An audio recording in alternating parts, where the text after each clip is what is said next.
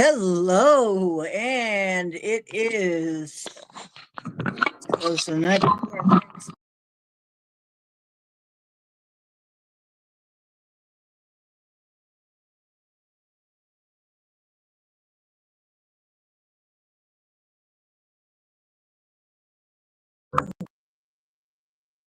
There. Turkey Day! Okay, let me. Whoa. Okay, let's try this again. Well, that was professional. Speaking of professional and turkeys. Okay, he's not a turkey. He's just a kitty. He's just the best kitty. He's the best kitty. He's Mr. Cowboy. There he is. Feast your eyes on his goodness. I am D-Ocean of D-Ocean's Deep Woo. This is my channel. And here we do the deepest of woo and pet kitties sometimes.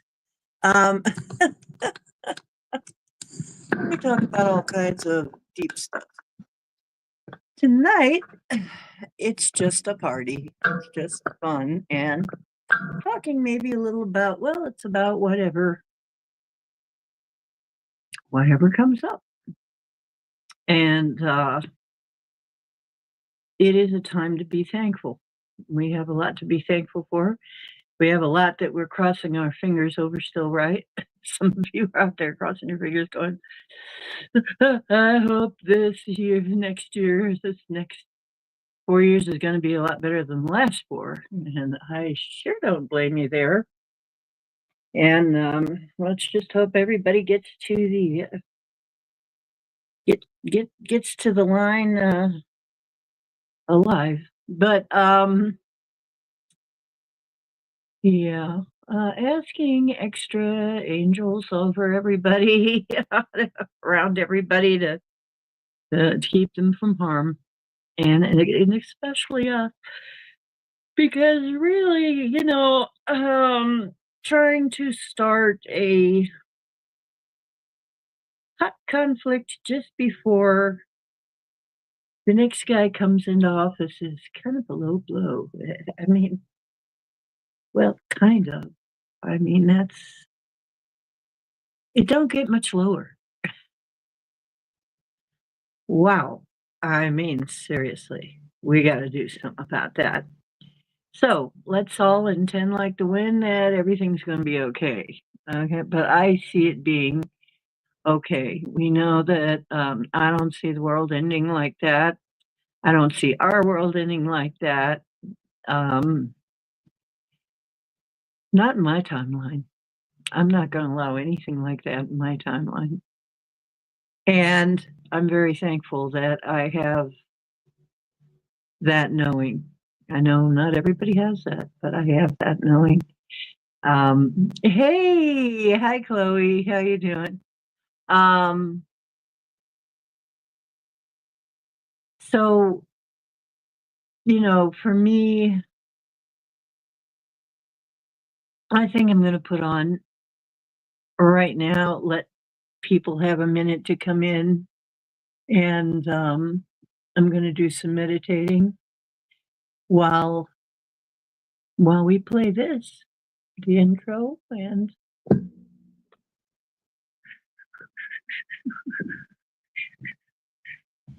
hang on. There it is.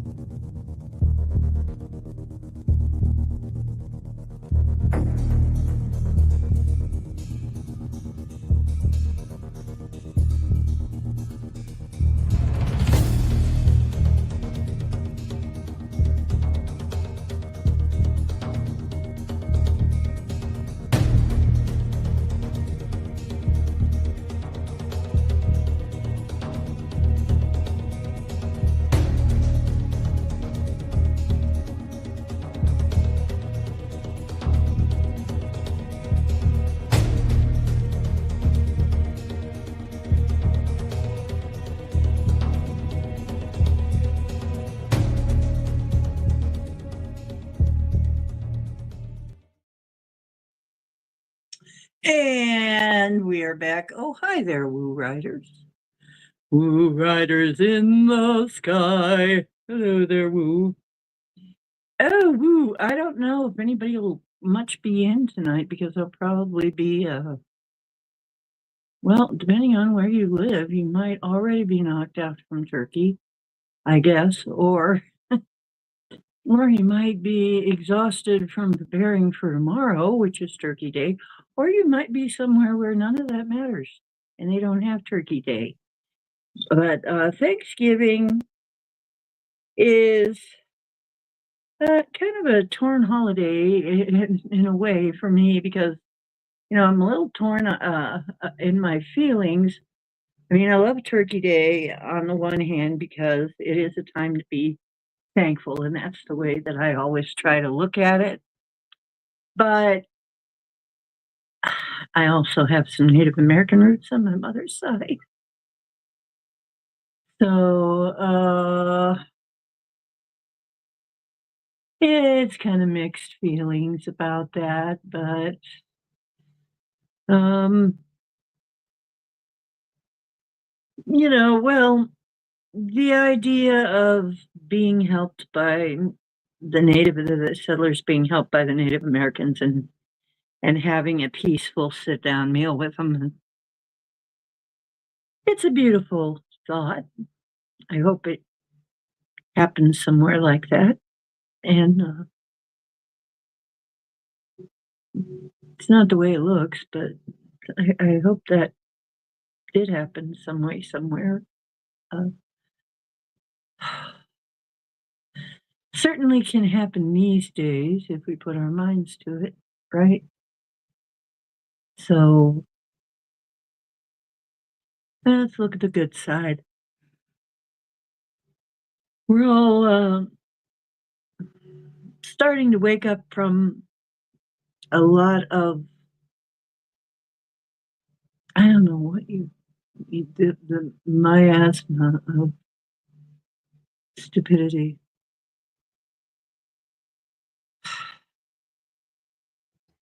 Let's just say I think our future is looking better than our past. I'm going to stick with that. We're gonna have some times coming up. I'm not gonna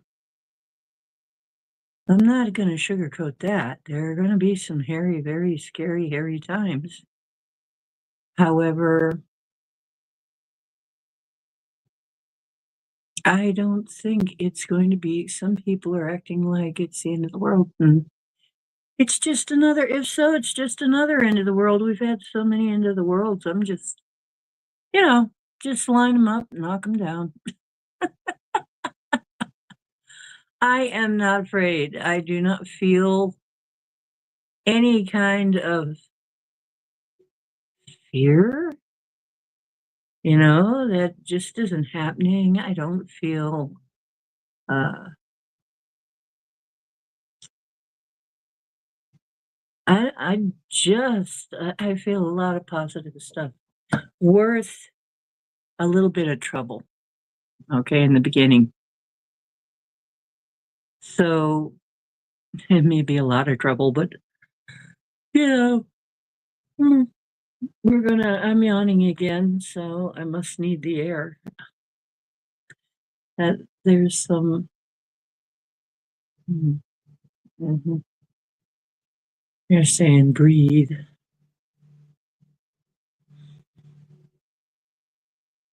Okay. So I am thankful. I have a nice place. I have some friends, some good friends. I have mm, some wonderful food. I have some pretty clothes.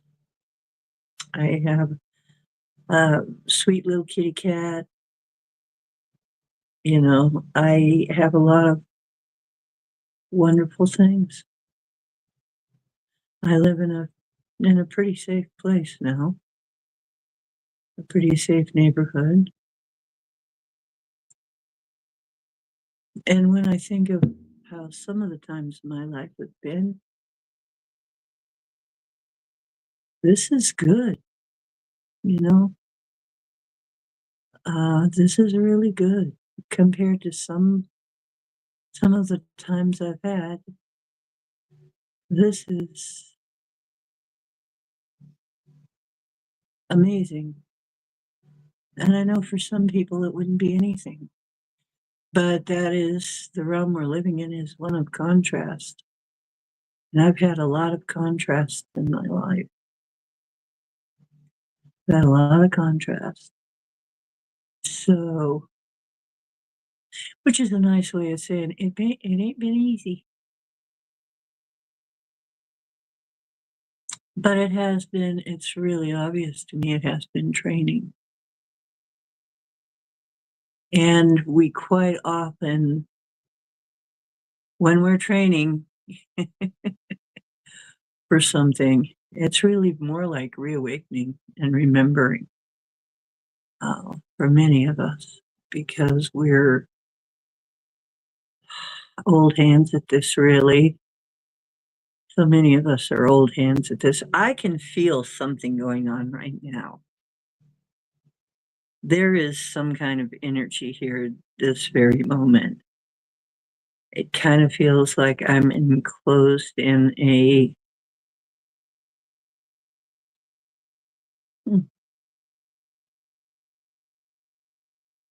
almost like I'm enclosed in a ball of light. Well, and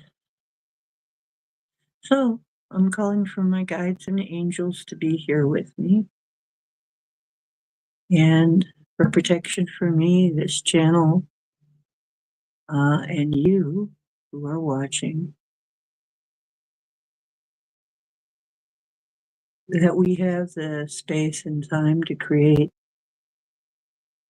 something beautiful for our future, and the space and time to be thankful and feel thankful and be grateful for what we have. One of the strongest things you can do to raise your vibration is gratitude,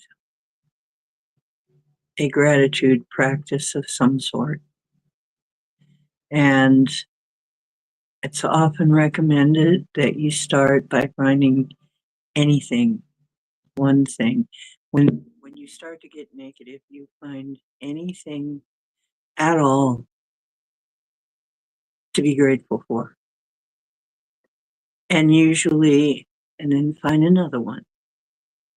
Usually it doesn't take long before you realize you have many, many, many, many, many things to be thankful for.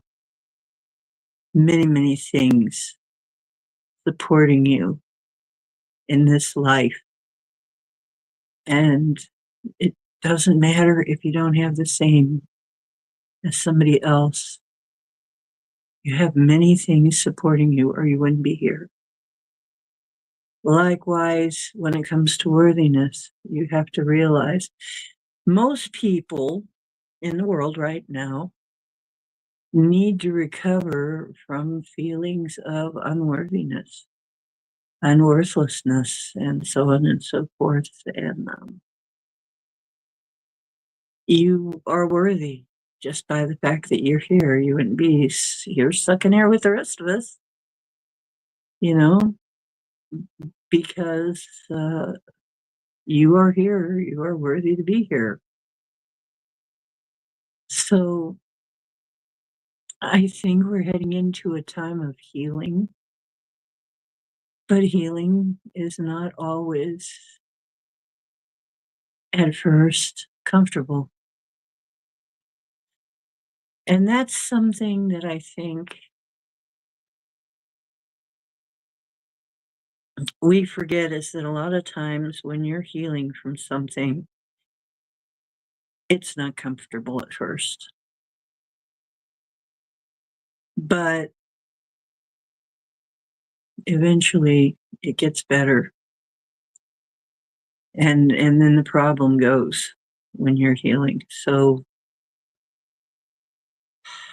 you have to look at it that way if you want to be happy. I'm I'm pretty happy. I have to say have a lot of synchronicities that have been happening. I've had a lot more ease in my life than I have at some times of my life. There've been times in my life that have just been struggle every single moment, seemed like, and pain every single moment, and fear. And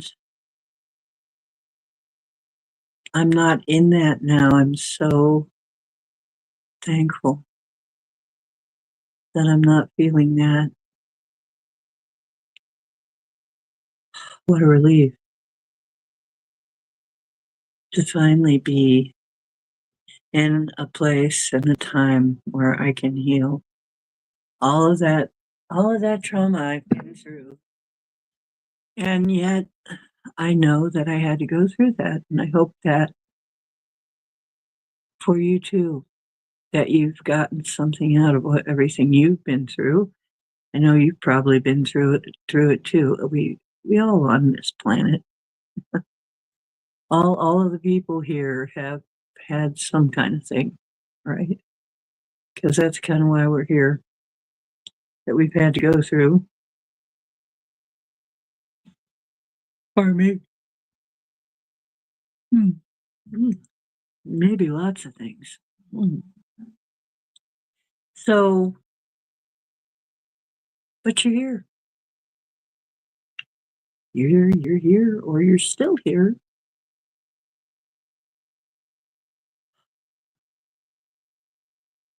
And we have such a bright timeline, potential, potential timeline.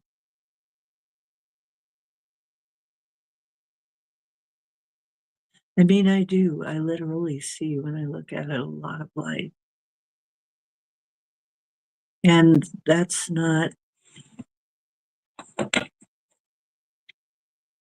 it's not just, here in the States. I think we're just part of the trend. I think the trend is something that's going on worldwide, and we're just, in the series of places that are going to be changing everything. I think humans as a species have pretty much had it, you know, with the way things have been, and going into the Aquarian age is one of the best things ever. So, in our life, I mean, we're in incredibly historic times, and I don't know that I'm going to be on that late tonight. I'm not really feeling it. I think possibly we'll see if I'm passed out from turkey coma tomorrow. I do have finally a turkey, and things were very synchronous and cool about that. So now I do have all of the pieces. I was saying the last time, have everything but the turkey, and now I do have a turkey thanks to um, somebody gave me turkey, and nice big turkey. So I know that I will be eating turkey for a long time. I know what's on the menu for the next week or two, and it's going to be something with turkey in it, and also some lovely lion's mane mushrooms. Um, which are very unusual and I'm finding are good for your energy and good for your brain. And there's so many things. In fact, lion's mane is good for them. Probably going to have a show about mycelium, those silly mycelium. So we'll see how those silly mycelium come along. Tonight is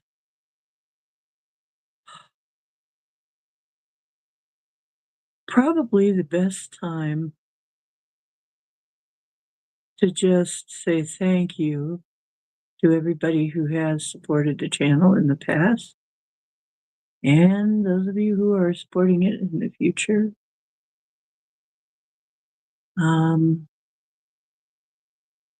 I wanted it to be real informal tonight. I'm going to do a card pull,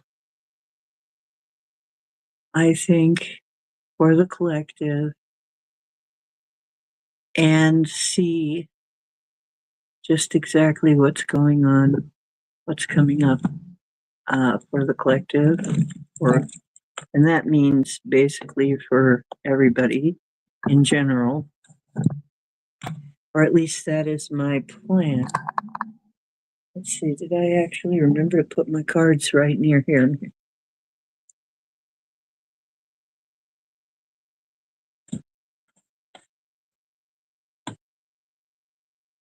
Well, I put some of them. Like the ones I was looking for. Hope I put them nearby. I thought they were right here. It feels like them. Okay.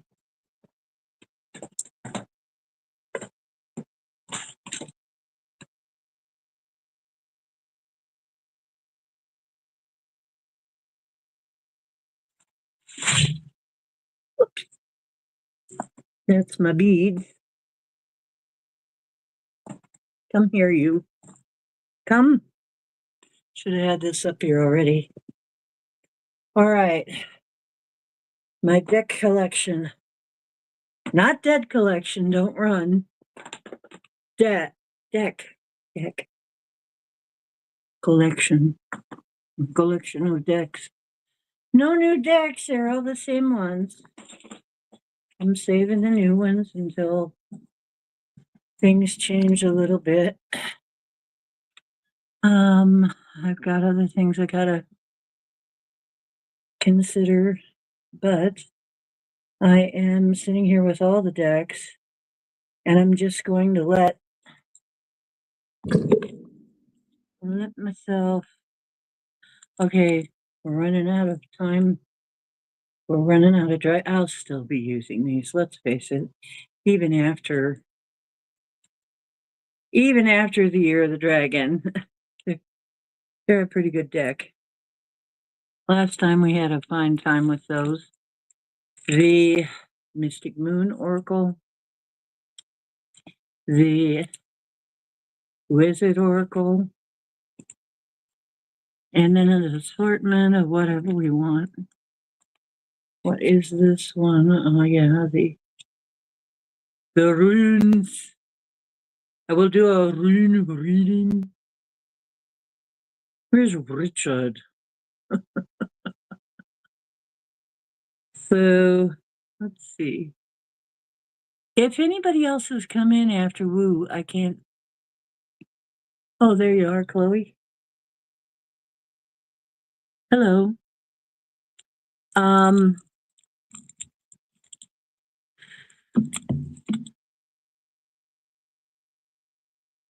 We'll just see. We'll just see what decks we need. Which one is this again? They've got a sticker over it. I think this is Tree Keepers. Yeah, it's got trees. Okay. It's got trees all over it. It's got to be the Tree Keepers. Maybe we'll be reading that one today. Maybe we'll be looking at that too. I don't know. We'll see.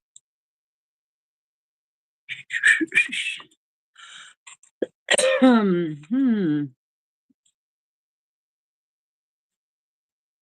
Well, so I listened to a pick a pile deck today by somebody I'd never heard before. And part of the reading was in 8 days, I'm going to see a great big tarantula. And, it was for everybody who picked that pile. And I'm there going, well, that was a weird thing. But, I hate to tell you, but if a big hairy tarantula around my apartment or something, it may be changing its name to Goo, because if it's a jump scare or something, it's probably a dead thing after that. I hate to say, I really don't want to do that, but you know, don't give me any jump scares. I have a tendency to react, and not always in the nicest way. So, um, but yeah, I'm there going. I don't think you want that. It better be like in a picture or something, or in a video or something. I told all the spiders, it's like, existentially, you're okay, and I know you can be helpful and all of that, but you got to stay away from me. You got to stay far enough away from me. I just, I just am not cuddly with spiders. They're okay doing what they do, but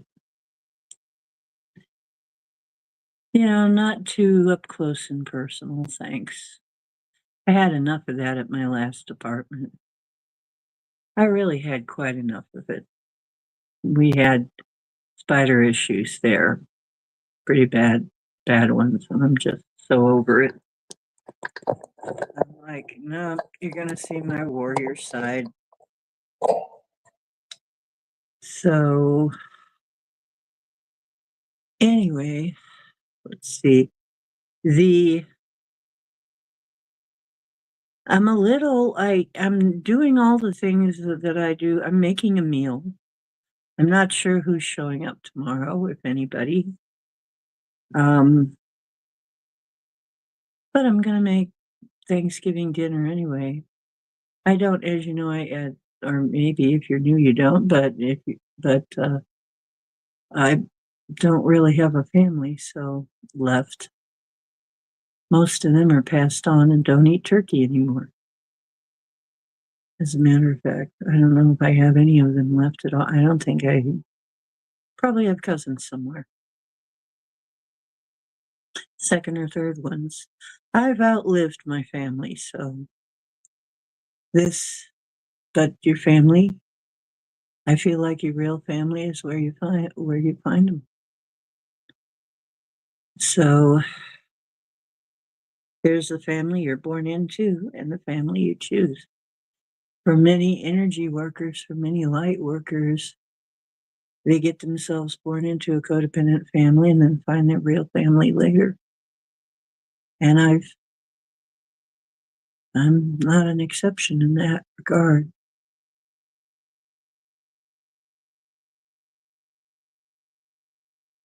Ah, yeah, Chloe. Hmm. So, yeah, I wish I could just have everybody over. Wish we could have a nice Thanksgiving dinner together. That would be nice, wouldn't it? I know. It's kind of bittersweet times for me because my holidays when I was growing up were not nice. They really weren't. And even when I was married, my ex was always working holidays. He liked the money, extra money. He liked making the extra money, or at least that's what he said. We should have had a pile more extra money, though. But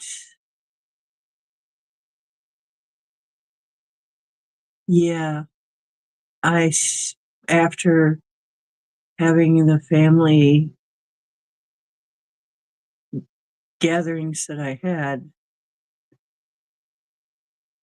uh, not having too many people for Thanksgiving was kind of a blessing for a while, because kind of allowed me a little bit of time to get over some of that. Um, I used to invite one of our friends who was single or didn't have anywhere to go. I used to invite him over for Thanksgiving, and I'd have Thanksgiving with them. And or people who just didn't want to be around their relatives, friends who just didn't want to be around their relatives. So, mhm.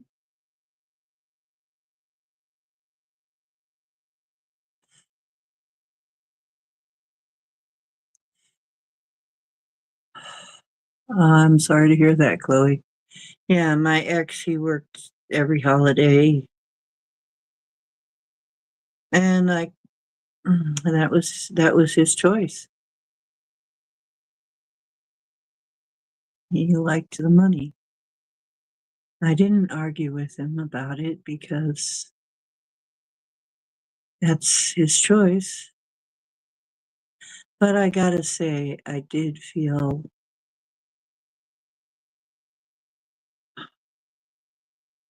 there are times there are times when that kind of hurt. And then I realized, though, it was just something that we expect. It's not something, it's just one of those expected things, is that you're going to have some kind of family get together on the holidays. It's not something you have to do, but there's all these nice memories that some families get to have that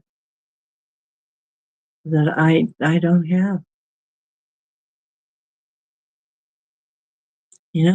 What's your favorite Thanksgiving holiday memory?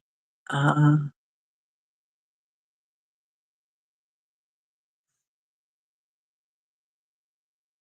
well,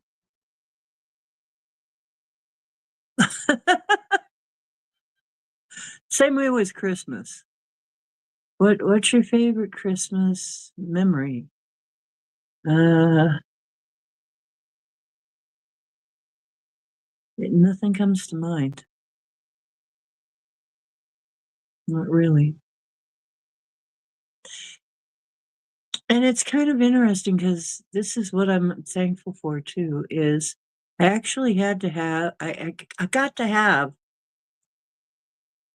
a Thanksgiving party last Wednesday that I was just happy, and I didn't have that lingering feeling of dread in the background, or fear or anxiety.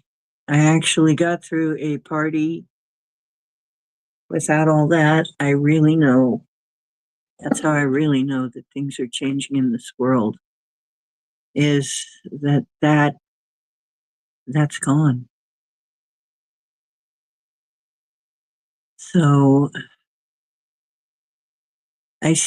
I'm right now, I'm feeling something, but I don't think it's me. I think there are a lot of people. I think I'm doing the empath thing right now. This is not me. There's a lot of trepidation in the world right now. There's a lot of fear.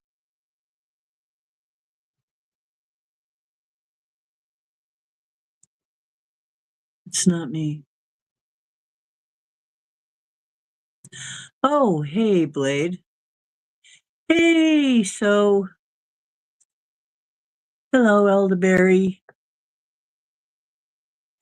I am Pam. Pam, I am. Psyche is in here.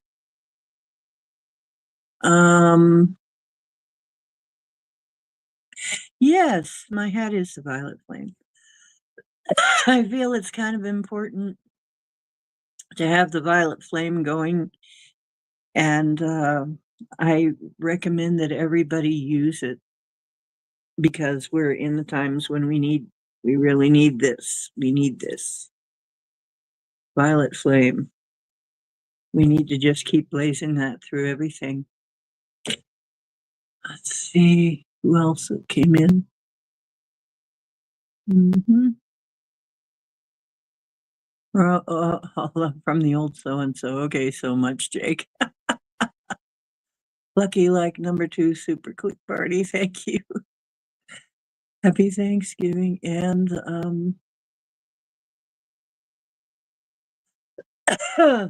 life in the Adirondacks. 30 to 40 with 6 inches of snow projected. Holy cow. In the Adirondacks. Ooh, that kind of makes my head spin. So, Jake, my hat's off to you, even though it's on. I that would give me a lot the heebie-jeebies. I don't like cold very well. Oh, Elderberry, nice to see you. And yeah, what?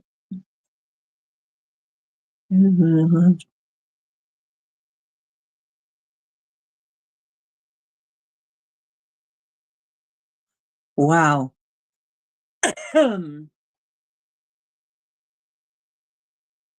I'm sorry to hear that, Chloe. Yes, sorry to hear that. Happy Thanksgiving, sister. Yes.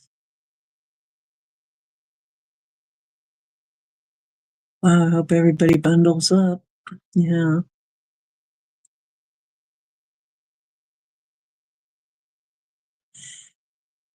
Yo, you've had some emotional days. Well, I've had some of those. Hmm.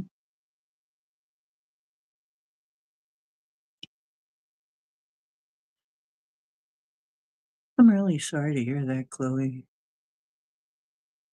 You know, the thing about not having family is that I mean it's double edged. I always say it's like a double edged thing, you know.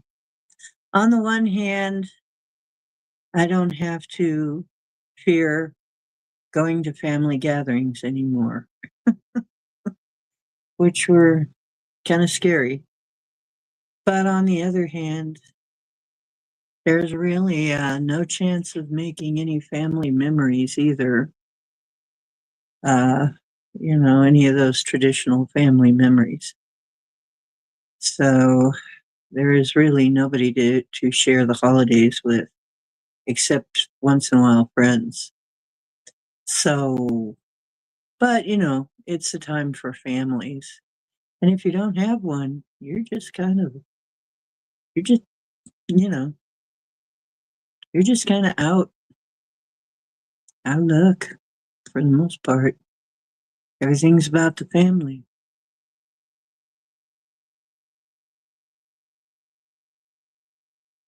Mm. Well, Chloe, you're welcome here. Like I said, wish I could invite you. Wish you lived near enough that I could just invite you over. And definitely I'd feed you and we'd have some fun. We'd sit down and have a smoke, a drink, and a movie after a meal, after a nice turkey meal. I wish I could invite you all over. Oh, you have new flooring going in. Oh, good for you. You're in limbo until Friday. Oh dear, how is it in limbo? Oh yeah, cowboy, he is a sweet little boy. Yeah, we would have a blast. We would. We probably one day I think we will be able to do that. I think someday it's gonna be easier to travel soon. Not that far off. I can foresee that. It's gonna be easier to travel. It's gonna be easier to get in touch with people, connect with people. And well, little cowboy, he would take all the petting he can get, you know, all the belly rubs. He'd probably be stuck rubbing his belly for an hour. It's like, oh no, somebody else willing to rub my belly? Well, I'm just going to be cute now for, hours on end. So, little sweetie pie. Um,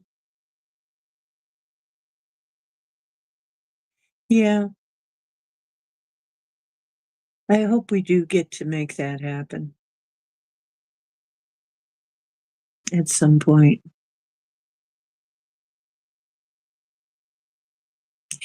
Yeah, that would be nice, wouldn't it? Yeah, but I don't know if it's going to be on YouTube because, like I said, I was talking to Gemma Jade, and she's got thousands of fans.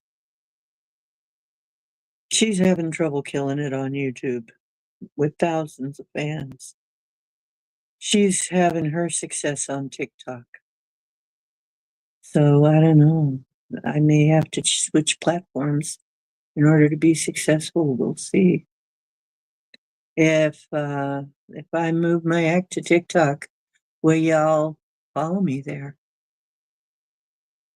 I mean,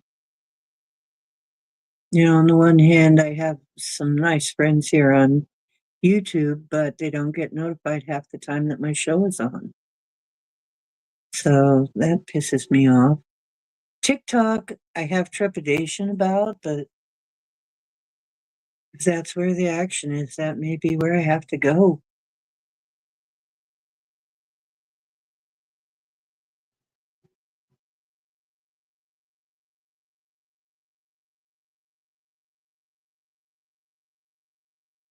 Yeah, that's right.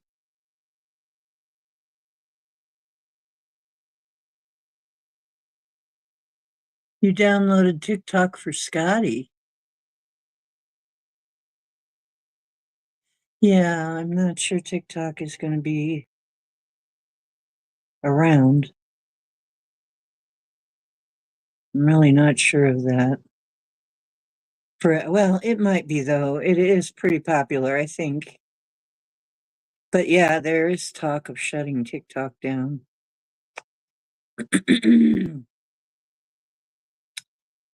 Well, even when you get monetized, it's a pain in the butt, they tell me. And then you're really up for there are people all the time getting monetized but then shut down, or shorted or cheated, or there are all kinds of creators I know that uh, YouTube is not kind to them.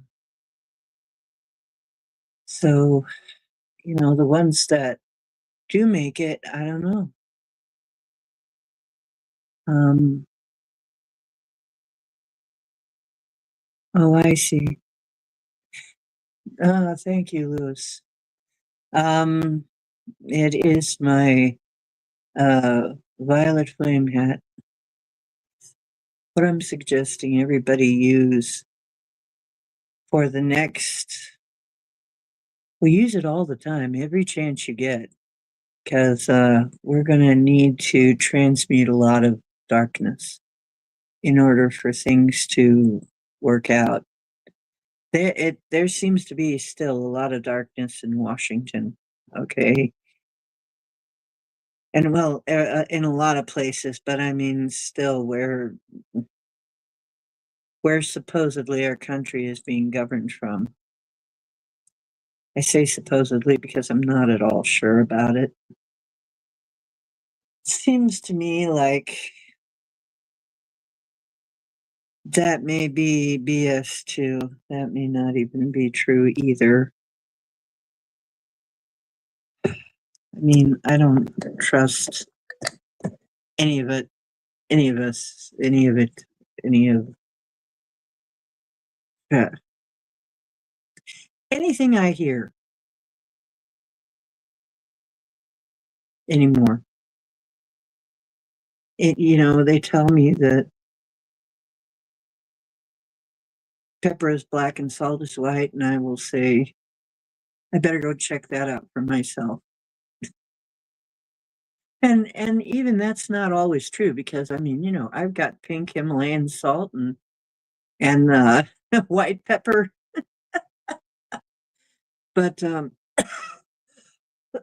it's almost to the point where if they tell me that water is wet, I'm going to say, well, I'm going to have to check into that and do a deep dive to see if that's the truth.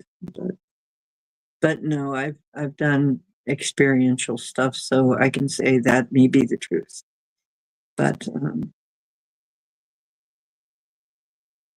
yep, there's black salt and white pepper too. That's true. Yep, there sure is. So, what on earth?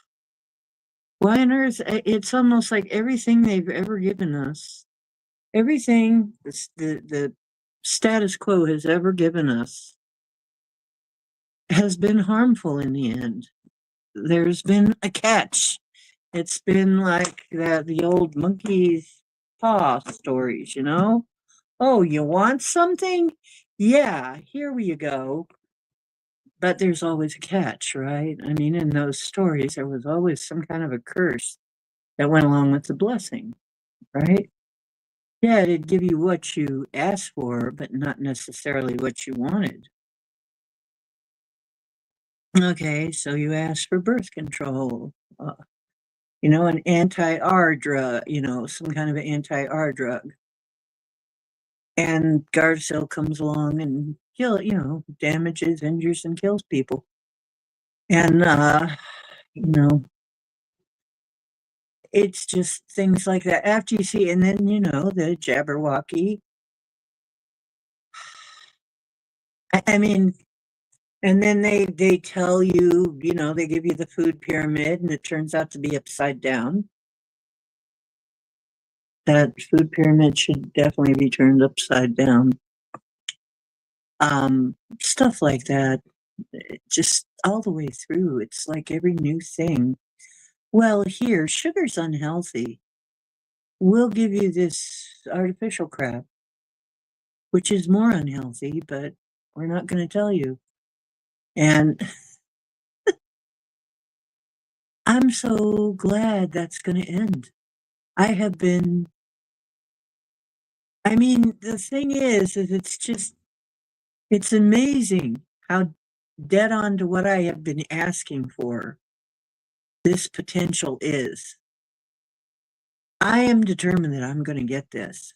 I am going to get this potential that we have this bright future. That's the one I'm going to live in, man.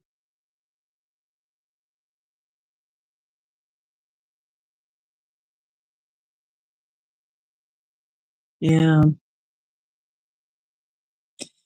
So, yeah, it's like that's got to end. That's got to end. That whole paradigm of, the tricks and traps. I mean, I would go into a supermarket. I remember there was a time when I didn't have a car back then either, when I first moved to Kent. And I moved so that there was a supermarket right nearby, but it was really expensive. And most of the food in there, I would go in and I would walk in trying to find something to eat and not really find anything that I want that felt like it was safe to eat. And then I'd walk back out and then I'd realize I didn't get anything. And I'd walk back in and say, there surely there must be something here. And look and try and figure, and maybe there was something there, but it was like, too expensive for me at the time. Because there was a time when I was really, really, really, really broke. I mean, really seriously broke. And I just kind of walk around feeling threatened. You know, I hated shopping. I'd go walk up and down the aisles just feeling threatened, you know, by everything. Such a weird feeling. Like when it hit me that, you know, there was really nothing much safe in there that I could afford. And I realized, yeah, this is just another attempt to kill off poor people, right? You know, because it shouldn't be that way. I mean, natural food is good for you. It should cost less. It's just food, you know, food without additives. It should cost less than you put all of the crap in it, right? So, you know, I'm glad now I can go into, and I really had been imagining this and you know, manifesting it, really worked on manifesting it. Now I can walk into an Aldi's and often find something that's G-free, organic. You know, I have a farm nearby that I get eggs, really good quality eggs and meat. Um, and we've got farmers markets around with vegetables, and you know, we it's much better now, much better.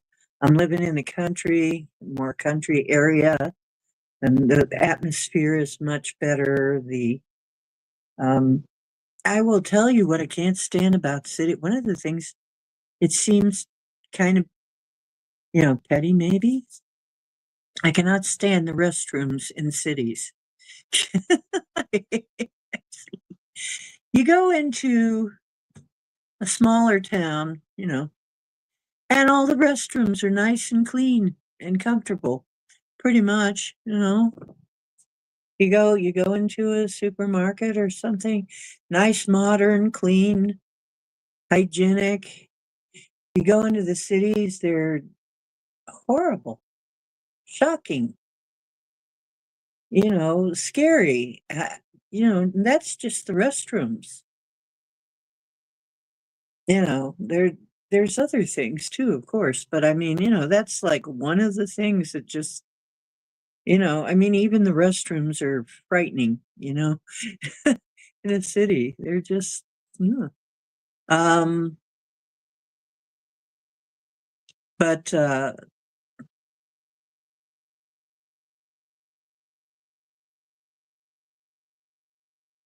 prayers of protection, you know, absolutely. Yes. Yeah. And things are going to be different if we get the crap out of the food. I think it's not only going to be eventually, because when you first start out, I guess it's a little more expensive to start organic, but then toward the end, it's cheaper. I mean, once you get it established, it's actually cheaper. And they try to say some other way, but no, I guess it really is actually cheaper. And because you're not, I suppose if you permaculture right, Well, they've already proved this in some places. If you permaculture right and um, use companion planting where the plants all kind of take care of each other, you don't really have to use much fertilizer. You don't really have to use a lot of sprays. You don't really have to do a lot of the stupid crap that we've been doing. It pretty much grows itself. Nature is like that. And if you have the right companion plantings, it keeps the pests off of its neighbor plant. So I did that in my garden. I was really big on companion planting and really did not have a lot of pests in my garden. And the bees helped take care of that too. The bees kind of helped me take care of the garden, and the ladybugs and the mantises and stuff helped me take care of it. It's just encourage the right things, and you really don't need to go down the road of chemicals and artificial crap. And I actually produced a lot of food from a little tiny garden in a city. We had so many grapes, we couldn't even figure out what to do with all of our Concord grapes.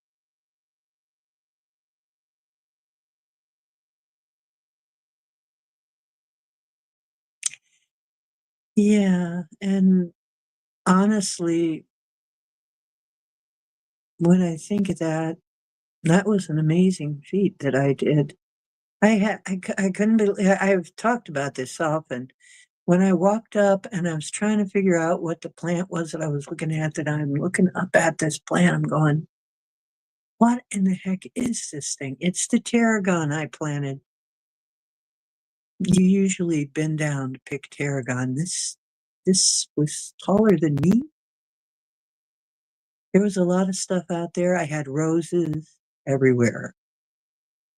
Roses covering the backyard, wild roses, floribundas, and then several different kinds. And they kind of grew themselves too. I didn't have to do anything special with them. They just grew. I had all kinds of herbs. I would make this wonderful tea. I would go out and collect from the garden. I would collect all kinds of things to put into this tea. I would collect mint and this and that and the other, all kinds of herbs, rose hips, rose petals. Um, uh, what all did we have? We had all kinds of stuff out there. I would collect all of this different stuff and I would put it in it and make a tea out of it. And it was absolutely, the scent from it was beautiful. When I would take it to a gathering, people would just like put their head over it and just, oh, wow, that smells so good. I mean, they would just fall in love with the smell of it. Is the smell of a healthy garden, a healthy herb garden. And then when they would drink it, they would sometimes ask me if there was something hallucinogenic in there. I said, there's nothing that is a known hallucinogen in there, but it is a magical garden. It was grown with magic and love. And so the the nutrition that came out of it, the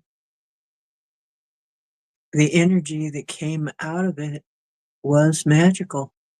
And um I'd kind of like to get back to that someday. I would I would like to be able to have my own magical garden again where the bees are my friends and the produce is all magical and healing. It's kind of a dream of mine.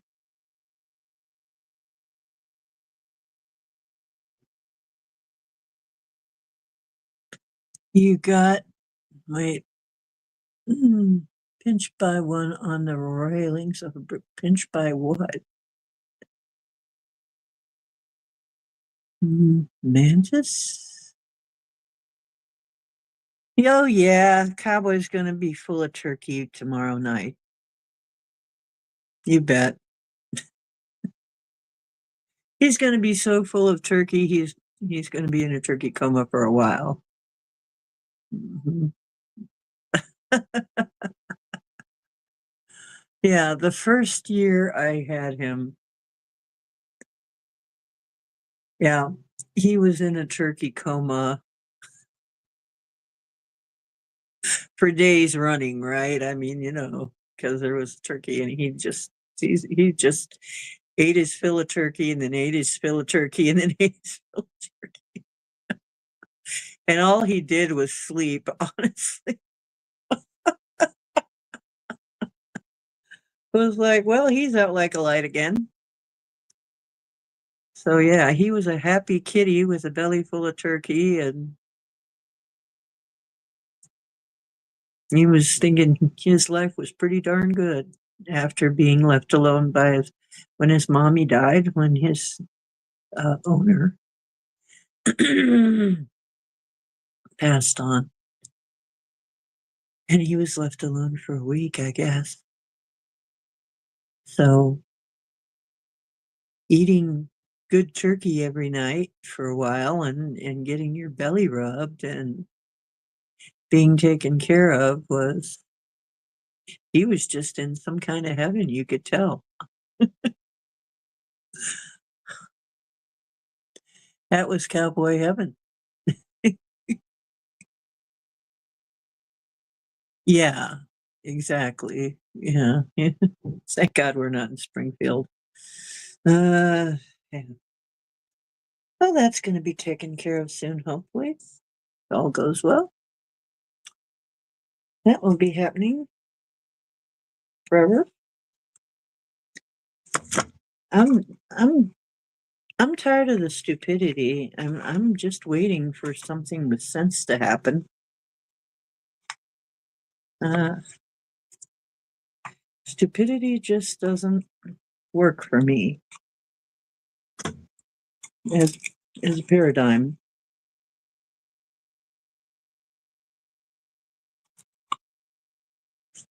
We need to rise above it all. Okay, I'm gonna do a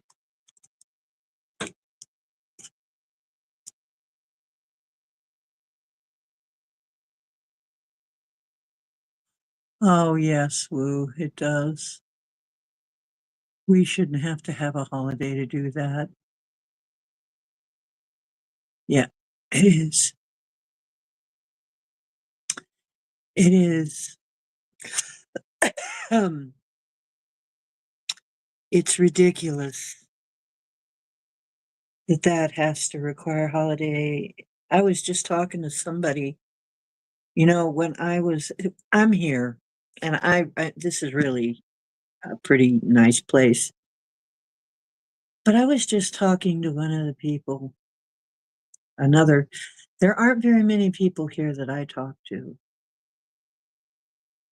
I'm kind of a hermit for the most part. I don't want to get into, I tried to be social, but I hate to tell you, it's like being with some grade school kids at some of these things. And I guess we're not having a Thanksgiving party this year. And I don't know why, because we've had one every year, but no Thanksgiving party this year. And I think that's probably a kind of a telling sign. Things are kind of weird. But, I was just talking to somebody else who lives here today, and it's like, I said, so, you're out talking to people more than I am. Who can you talk to? I mean, and who do you leave alone? And she said, in my opinion, all of them, leave them all alone. There's hardly anybody to hang out with, you know? There's a few people who are not too bad, but, when push comes to shove, most of them are kinda crazy, and I'm like, "Yeah, that's the way it was coming off to me too." Hmm. She says, "Yeah, you're better off just." She says, "You can come down with, me and my friend, we sit out in the lobby and put puzzles together, you can come visit us," but she says, "As for anybody else, I don't really recommend it." I'm there going, "Yeah, I know what you mean, kinda see what you're saying here." There's, like, maybe 3 people here I know that I don't worry about too much, they're fairly nice, and the rest of them are just a little crazy, and they don't like each other, and the bullies that bully other people, they bully each other too. We've got these 2 people here named Kathy, and they hate each other. And I guess, according to people, they bully other people, but they also bully each other. So they're at odds with each other. So it's like some kind of a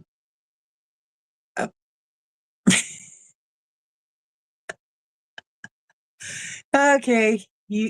Some people, I guess that's their entertainment. Um,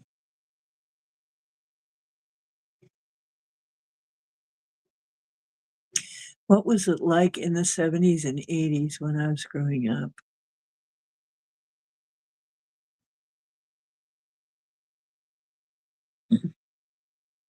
Well, to be honest, which is what I try to be always, I grew up in a middle class neighborhood.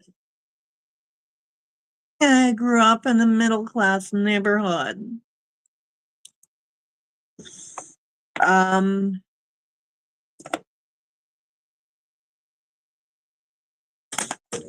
and in a middle class neighborhood, one of the things that you would encounter a lot of this holler days. It wouldn't be pleasant. People would gather. It was expected, universally expected that you were going to have a family and friends over, mostly family.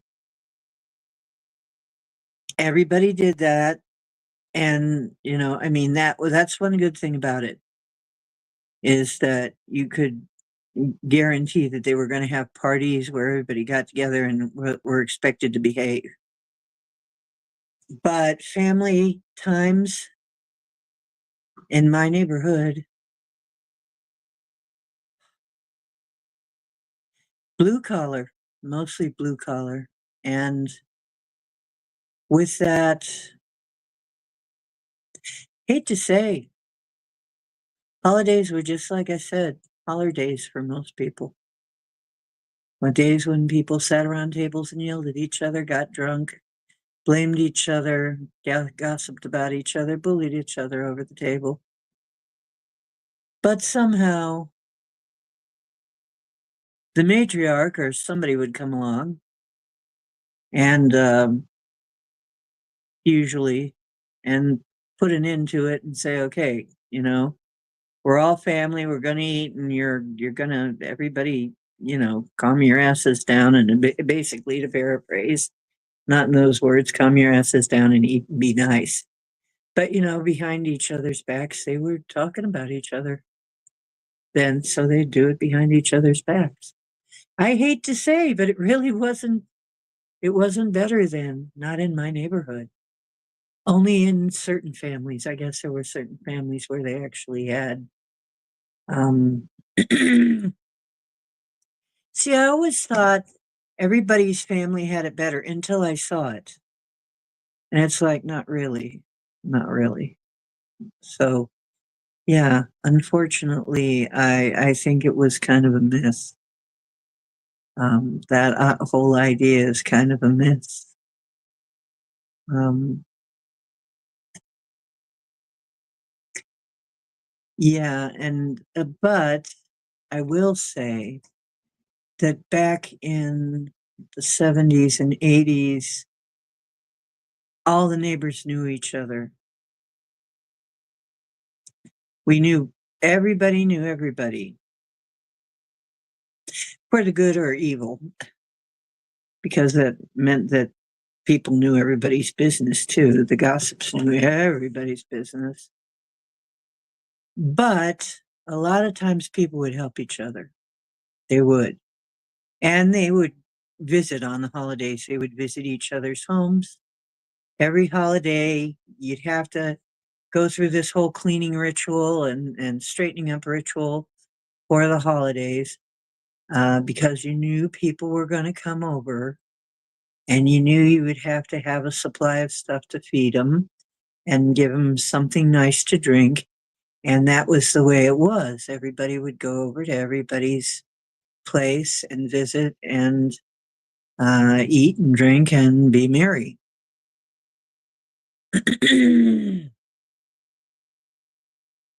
And a lot of times you could count on your neighbor to help you out with something. You could count on so and so. He knows something about cars, and then this other person over here, he knew about gardening really good. Had really nice garden. You'd ask them questions. There was a woman named Miss Popal that I used to go down and help her weed her garden. Back in those days, parents would send you places. They would say, "You're going," they would not ask you. They would say, "You're going over to Miss Popal's to help her weed her garden." Oh, okay. And we just did it because that's what we did, you know. I mean, it was a different world. It was a different world. Yeah.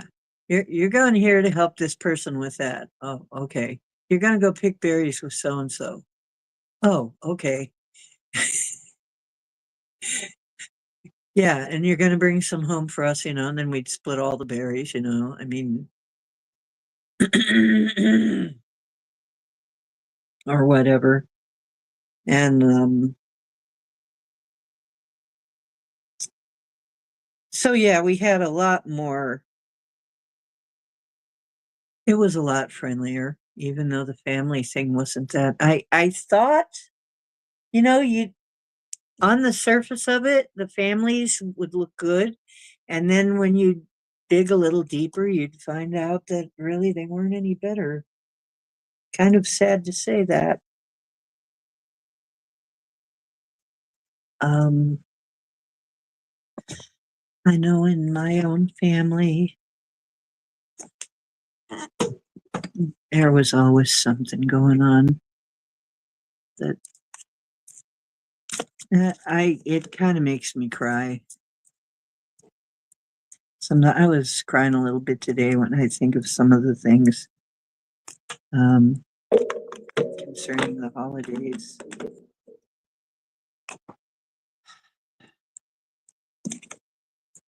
But I didn't have it as bad as some people. My dad would get, he would go with his over next door with his friend, and they would sit up and drink. That he actually got a lung condition, not because he smoked, but because his friends all smoked. And he would be in their secondhand smoke. I remember as a kid, they didn't know about secondhand smoke. There wasn't any talk about that. I remember sometimes I would be like, I can barely breathe. Oh, yeah, now electronics. Yeah, now it's like getting them away from the electronics.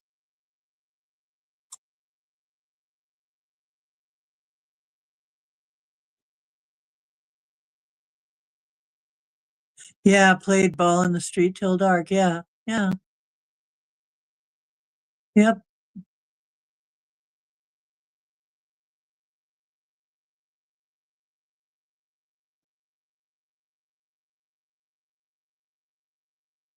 Let's see.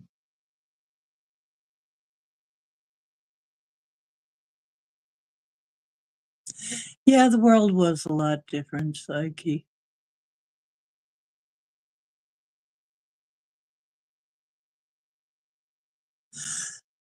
And yeah, there are a lot of politics going on now. It's really weird. Back in the old days, they would talk politics, they would disagree, and then they'd still be friends.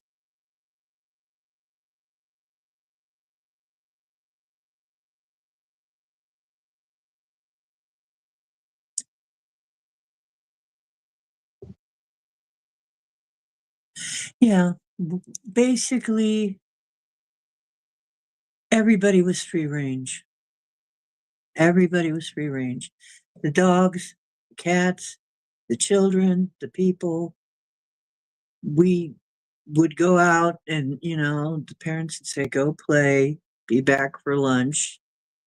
And then after lunch, it'd be go play, be back for dinner. You better be back for dinner. You're not back for dinner. Oh boy. And then you go out and play again, unless you had homework. If you had homework, when you had school, you had to come in and do your homework. Then you could go play. So, yeah. But in the summer, it was like go out and play, go out and do something, or or there's only two things: go out and make your own fun, or do chores. There was two modes, well, three modes.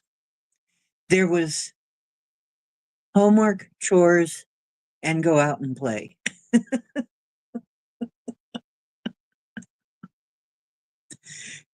So, and if you came back in, you'd get stuck with chores. That's when you'd usually get stuck with chores. So, yeah, that was you didn't want to get in the way. Although, I just spent my time pretty much being quiet and trying to avoid the shrapnel. That's how I became a painter and sculptor and so interested in art is because I had to be quiet for my parents. Quiet, quiet, quiet, quiet, quiet. I had to do something. If I was indoors, I had to do something quiet. There was none of this running around screaming like a nutball and, no, no, no, oh no, mm-mm, none of that. Not for us kids.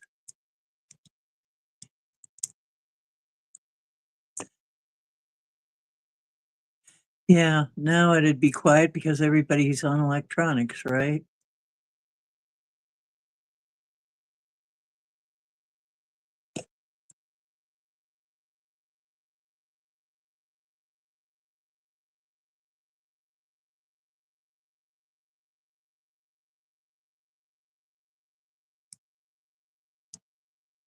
I see.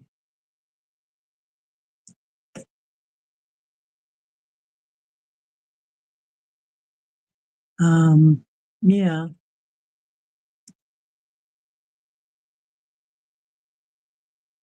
as kids, we ran like 12 deep, so we looked out for each other.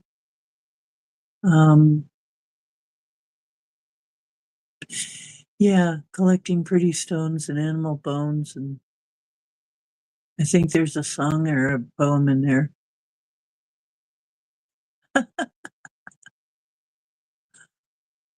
Um, we didn't have quite 12. but, we had a couple of families with maybe 5 plus kids, 4 or 5 kids, and, one family had 8, so, yeah, there would be a lot of kids. I was not There were some places I was not this was so weird. My dad would not let me play My dad and mom would not let me play with the little boy next door, although he seemed like a very nice guy. My dad was very old school, and you didn't let your little girl play with boys.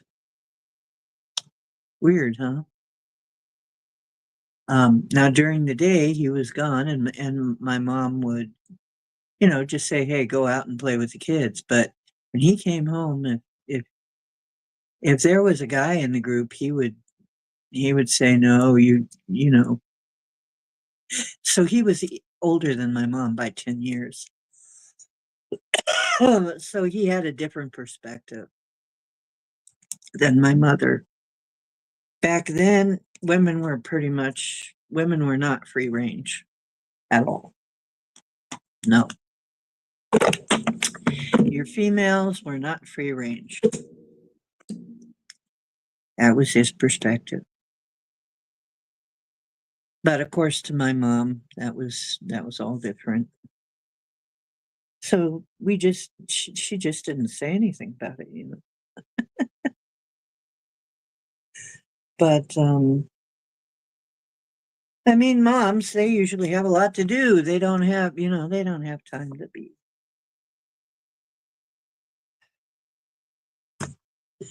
And my dad and my mom didn't agree a lot. They disagreed about a lot.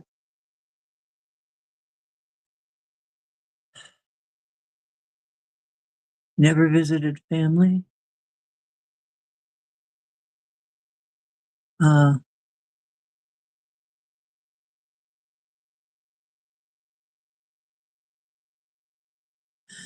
yeah, you know what? It's funny.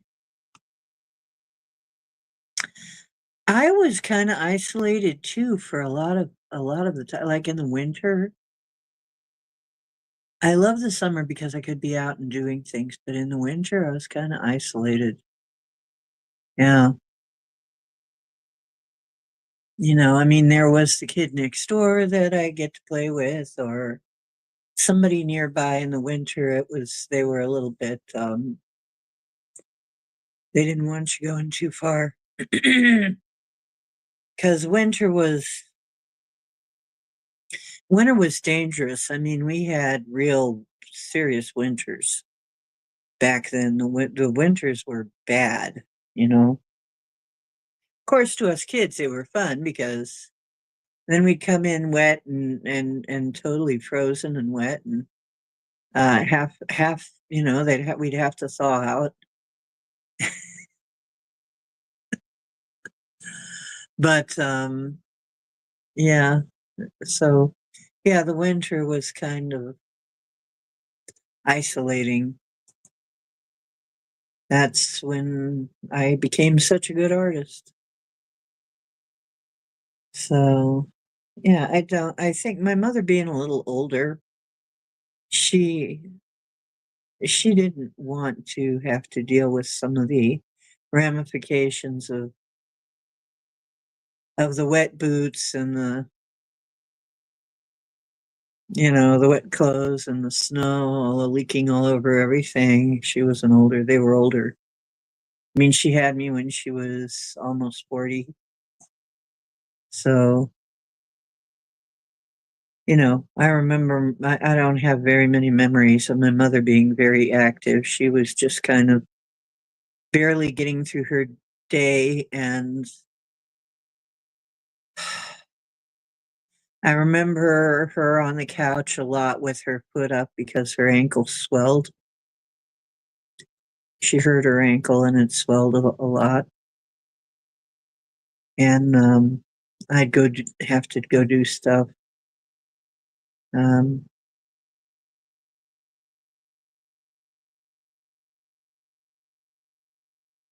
it was okay. I was kind of a nervous kid though. talented but nervous as heck. Like I said, I was just always poised to wait for when I was stuck in. I hated the winter because I was stuck inside. That meant that as soon as Dad came home, it was on. Vesuvius could erupt between my parents. And that was bad because I kind of hid myself in comic books and stuff. I would be sitting there reading a comic book. Remember one time, but they always wanted me to be a witness to their fights. Unlike some families that would be like, don't fight in front of the children. No, they wanted me to be present. They wanted me to witness their fighting. And it was so harsh that it wasn't physical, it was emotional. And it was so harsh that I would try to lose myself. That's why I think I became a reader. And I read a lot of comic books. I collected comic books. I read a lot of books. Is because it was something to do besides hear them go back and forth at each other in vicious ways. And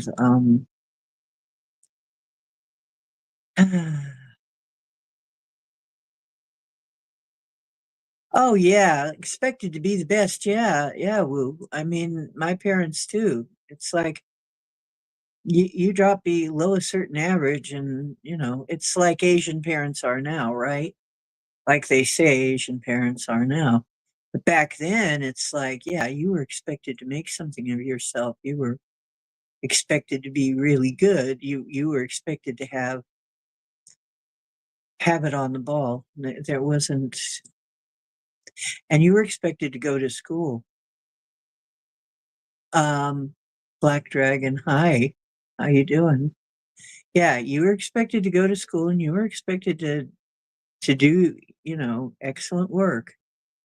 And if my grades fell below a certain level, hell to pay, right?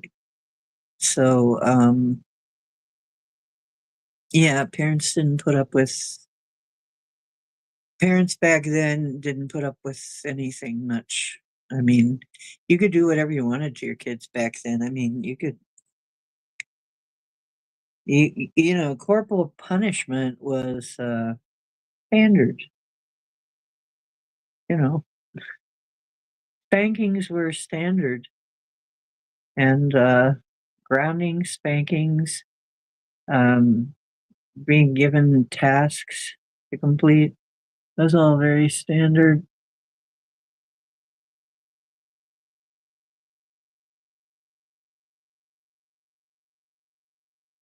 Yeah. Oh, winter means you freeze to death. Yeah, I'm not much for winter either. Oh, good for you. At least you have that, woo. At least you have some glory days. I don't have anything like that. I don't even have photographs. The photographs are lost a long time ago. And we've been through too many floods, and then I think most of the photos and stuff probably went to my cousins, went to my, because of the way things happened. They ended up going through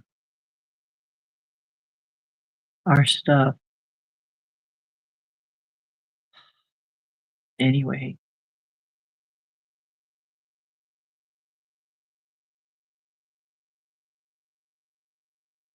You started working when you were 12 and had to go to school. Yeah. I started making things in the fourth grade to make some money because I was growing fast. And after I got past a certain point where I wasn't in kitty clothes anymore, I wasn't fitting in kitty clothes. I was too tall. And I was just too adult looking. I mean, I looked much older than I was. By the time I was 12, I looked fully grown. And I was about, yeah, I looked fully grown. And so in the fourth grade, my mother had stopped buying me clothes. And for the most part, she would buy shoes. And then I had one friend of the family that would get me socks always. You know how much kids love socks for Christmas. But she worked in the lingerie department at a major store, so that's what she got because she got a discount. I wonder sometimes, I think she probably stole them, but who knows? Who knows? But yeah, I won a composers contest. I was always in the chorus. I was in the musicals. I was always in musicals, always.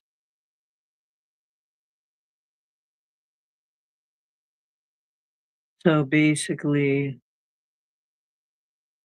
and then at church, I was in the children's chorus.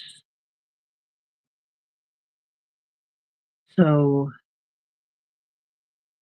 that was mostly my so-called glory days. I had my own. I had started to make my own stuff. Back then, the feather earrings were popular and wire rings.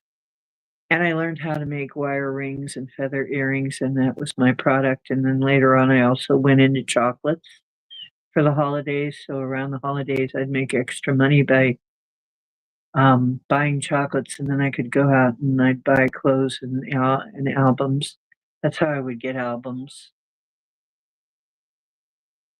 and stuff like that. So yeah, I think that's why I have so many clothes now. I will buy myself clothes is because I didn't have very many clothes growing up. Really, I my mother didn't want to buy. She didn't want to spend. It just wasn't her value. You know, she'd get me like one or two things and some shoes, and like I said, the friend would give me socks, and then I'd be like, I feel like a dork. I'm gonna make some money and get my own clothing. So, mhm.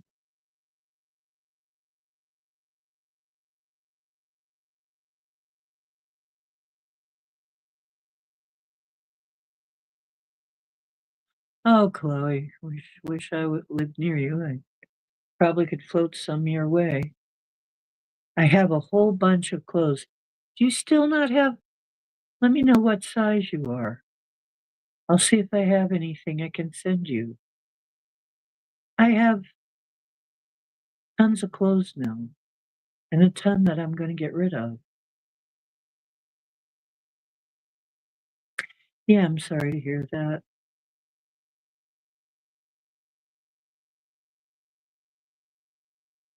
Well, see, the thing is, it's not that I buy so many clothes anymore. It's that I just don't throw them away. They have to be, even when they turn into rags, then I take them apart and use them for something else. So I have lots and lots of clothes. I have clothes that are older than some of the people I know. I had clothes longer than I've known people. It's like I used to go when I would go sing around college. It was like I said, "Don't give me problems. I got shoes older than you." I have like 20-year-old shoes, or sometimes You know, I have dresses. I have a dress from the days of the shooting, the Kent State shooting. I still have some tie-dye from that period, lying around.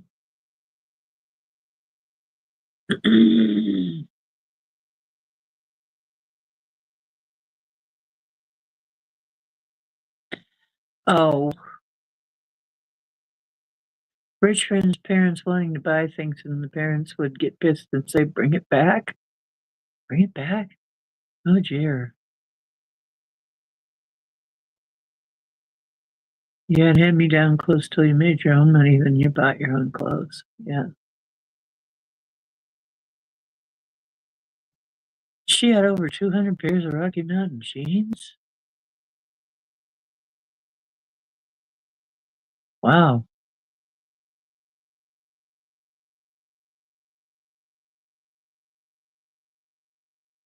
damn. And then the other thing my mom would do is then she would come and raid my clothes.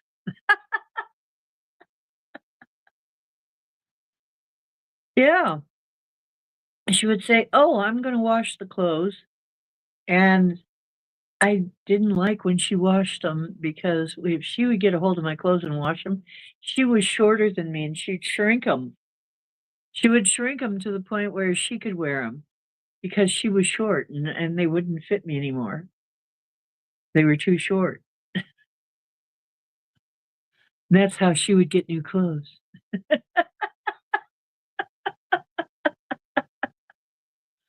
Oh my god. And my jewelry. She'd be looking around in my jewelry. She did that all my life. I mean, even when I was grown, she'd be pawing around in my jewelry. She'd be pawing around in my clothes.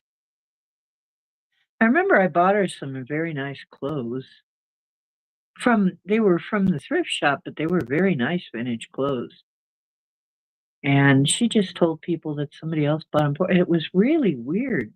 She had this thing where her second husband had a daughter named Mary Jane, and she kept telling people that they were from Mary Jane, and here Mary Jane, we never even heard from her.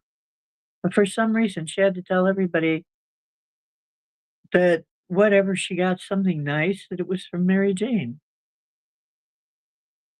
No, it was from me, you know? It'd be something that I got her, and I could never figure out what the hell, and I'd try to say something about it, and people would say, "Don't contradict your mother." But, one time I remember telling her I got tired of it at one Christmas party. I think it was Christmas or Thanksgiving or something, and I said and they were all complimenting something or other I'd given her, and she said, "Yeah, Mary Jane sent it to me." And I said, "You know what, Mom, though? I hate to tell you this, but yeah, Mary Jane ain't gonna be sending you any more stuff like that. I got it on real good authority. Mary Jane ain't gonna be sending you any more stuff like that." And she just looked at me, and I said, "Yeah, sorry about your luck." I wasn't gonna buy her clothes anymore then. You could buy your own clothes. You think you can afford it. I was just being nice because for some reason, she wasn't really good at picking out clothes. She liked my taste, though, in clothing, and she would just, like, swipe it. So instead of having her swipe mine, I'd buy her some nice clothing. So it didn't work entirely, but yeah,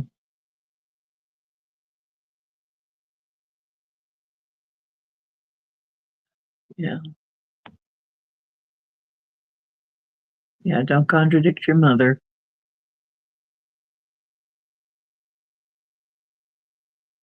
Your mother would shrink and color your clothes, so you would buy black clothes. I know I did that too. I did that too for a while. Oh my gosh. 'Cause she didn't like I bought 'em in colors she didn't like. That was another thing I do. She didn't like purple, and she didn't like black. She wore a lot of white and stuff. I wouldn't buy one thing white, nothing. If she wanted something white, she had to buy it herself. Yeah, that was one way to get her to stop taking my clothes, and, I had layers of jewelry. After a while, I would put in the jewelry box the cheap-ass stuff that I knew she wouldn't like, and the nicer stuff was hidden under stuff, other stuff in the drawers. Ah! Yeah, I learned how to be, evasive and tricky, and,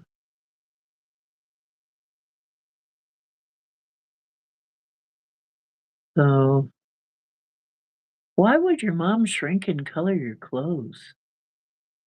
Was it just that they were colored from being in the in the wash with some other colored clothing and they'd come back with, dye on them because she didn't know how to launder properly, or was it that she was actually coloring them on purpose? I mean, because I had the phenomena where, you know, um,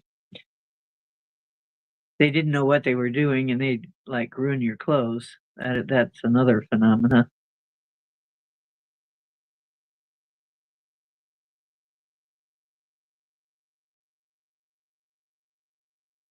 So, yeah, that was funny. Black clothes, she didn't like that. Yeah, I wore a lot of purple and black for that reason, but I like the color purple. That became my color. That became my signature color, black and purple. Those were my colors. She didn't like them. Anyway,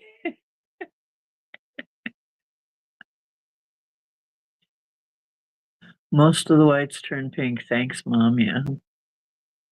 She was bad at separating separating the colors from the whites. Yep. And probably that was back at a time when men didn't wear pink. Real men didn't wear pink, right? Yeah, for a long time, real men did not wear pink.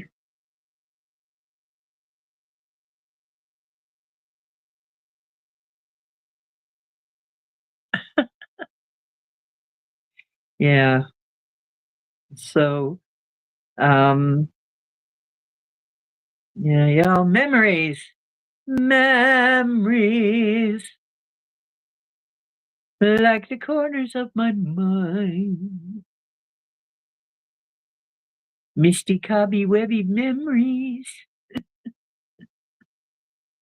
The more I think about it, I'm better off now. I'm so much better off now. Yeah, this is making me thankful. Really, this is helping. I must admit, it's like I said, a little bittersweet that I have no family. The good news is the bad news. I have no family to spend the holidays with, but the good news is I don't have to spend the holidays with my family.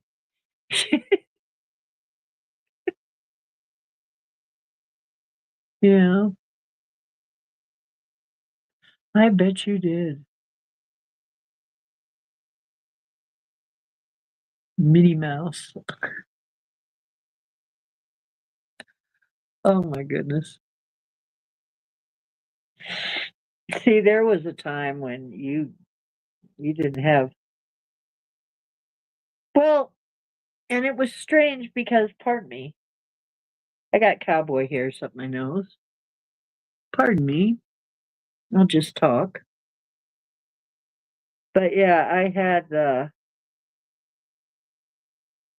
to take care of these cowboy hairs.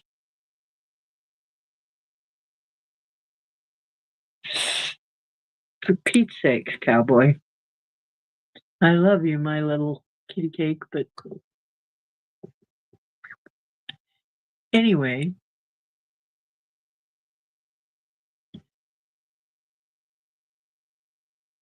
Pokemon tanked.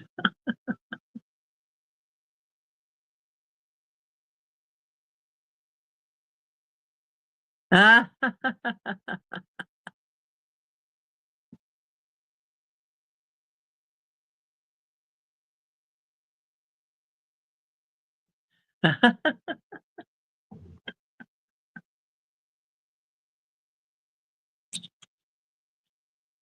A weekend on the town, huh?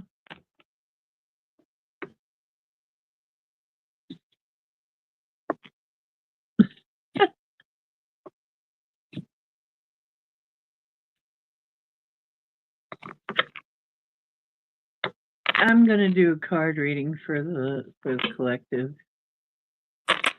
What do we got? Maybe I'll do it for December. See what we got coming in December. Since I haven't heard back from Alexander yet. I don't know what's going on. I heard back from him, but I heard back late the last time. I hope he's okay. Hope everything's okay with Alexander. I still haven't heard from Rob, by the way. Woo, so I'm keeping my eyes open. Trying to. What fell out here? Wait. 9 of Swords. Oh, wow. You guys, some cards fell out. I'm going to read them because. Wow. Maybe this was what we were talking about. Wow. And they're two exactly opposite. These cards and these cards are exactly the opposite of each other. This one is the Star upside down and the 9 of Swords. This side is the Ace of Wands and the King of Coins upright. I'm like, how interesting. How interesting. I will read them for you. On the one hand, it's saying Ace of Wands, a new passion for love and life, attraction, go for it, igniting desire, aphrodisiac engagement, chemistry, and fertility. Ace of Wands is always the beginning of, aces are the beginning of something, and Wands is fire. So it would also encompass the fire signs, right? Which would be Aries, Leo, and Sagittarius, two of which I are, part of my chart, major part of my chart. And then the King of Coins is a King of Pentacles, the ultimate provider, strong sense of self-worth, financially stable, hardworking, dependable, successful, grounded, abundant, secure, and stable. And the key on the Ace of Wands is a passionate start. And on the King of Coins is the ultimate provider. Now, coins is earth, so it's the earth signs, basically. Most notably Capricorn. And Capricorn is finally freed up from Pluto. And I bet they're breathing a sigh of relief because that was a very hard transit. While on the other hand, over here, the star reversed is lack of faith, lack of inspiration or faith, hopelessness, negativity, boredom, despair, and it is Aquarius. What? Oh dear. And I think Pluto. And then, no, Uranus. That's right. Uranus. And the Nine of Swords is mental anguish, psychological trauma, lost hope or love, dark thoughts, anxiety, fear, nightmares, insomnia, worry, and no. Like I said, these are like exact polar opposites, polar opposite realities.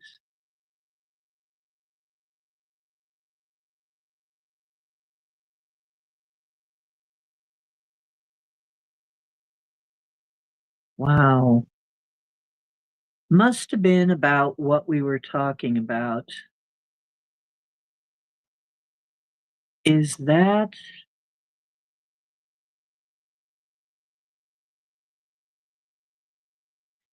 this really encompasses the two realities that we're living in right now. I think it's really talking about the two different realities, the two earths, the bifurcation, because some of us are happy and looking toward the future, and others are hopeless and have dark thoughts and feel very put upon. Very interesting. These are the two worlds, I think. And we got to remember the people who are living in hell right now. Some people are living in hell, and it's because they're not well.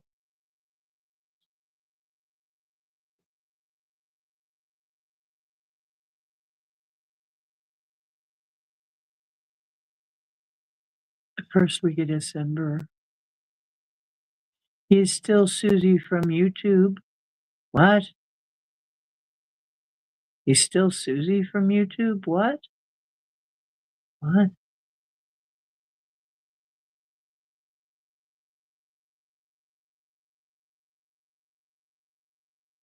Oh, you're going camping on the Friday after Thanksgiving. Good for you.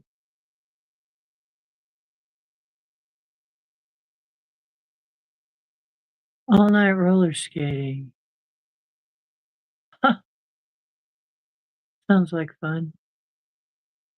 I never learned to roller skate. My parents were not very physical people.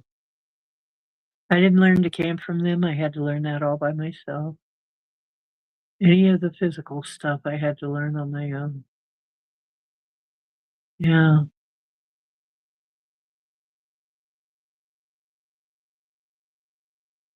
Okay, you're gonna be feeling better. Those of you who have Capricorn, it's gonna get better for you, many of you. So keep up the hoping, you know.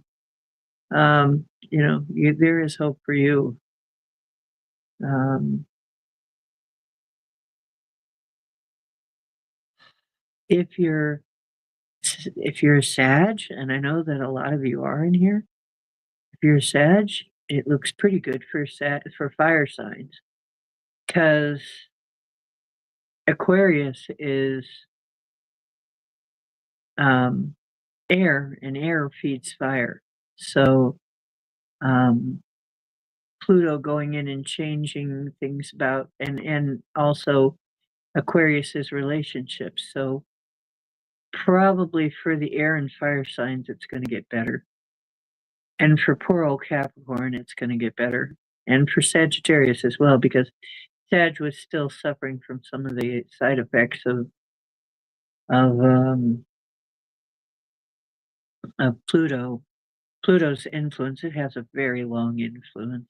Okay, so there's a lot of signs that are going to be feeling an easing up from this transit being finally over.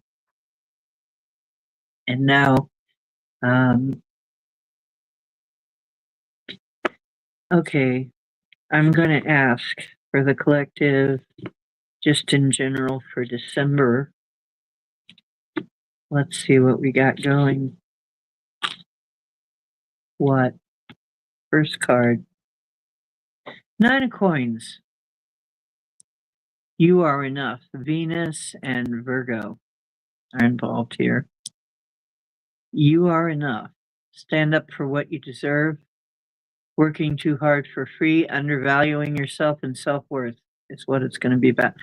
That's exactly what I've been dealing with. And I think a lot of us are, you know, I've I've been doing a lot of work for a long time for free, and some of it was pretty hard work. I'm really working on valuing myself. I'm working on learning to value myself, and some of my friends are very happy that I'm doing that. So I'm gonna put that down as like, okay, a lot of people probably. Okay, next card. I think I'm gonna do a medicine wheel spread. That'll give us different areas of life. Let me put this over here. A little bit more room. I'll put it on my drum. 9 of coins. Okay.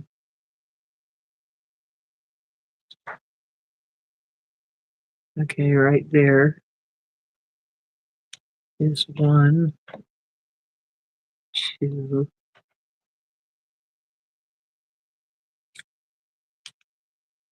Hang on.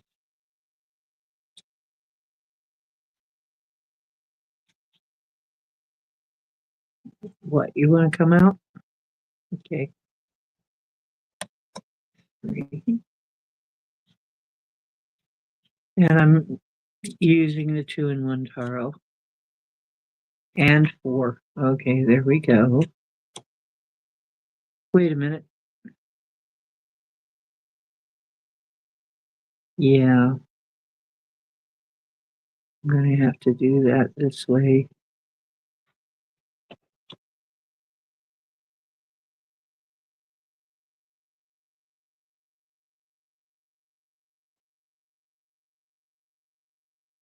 Okay. Now, so for the collective, starts with the 9 of coins reversed. You are enough. And this is, there is one teacher, kind of famous. I can't remember her name though, but she's like a hypnotherapist or something. But she says we we all need to write that on our mirrors and say that to ourselves daily. I am enough. I'm enough. I was just saying the collective, when we go through things like we've been for the last 4 years, especially here in this country, it's hard to believe that you're enough. Because if you can't hardly pay your bills, that makes it really hard to believe that you are enough. But we are, okay? So,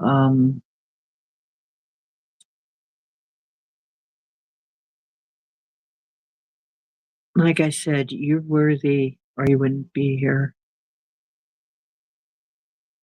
So, one of the things we're going to be working on for December is you are enough. Stand up for what you deserve, working too hard or for free, undervaluing yourself and self worth.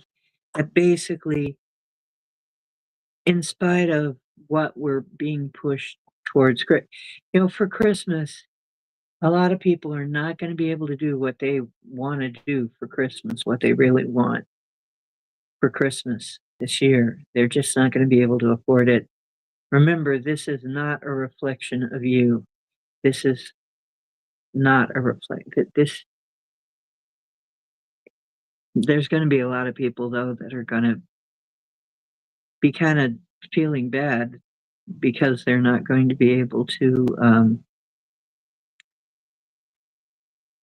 they're not going to be able to have the kind of holidays they want to have.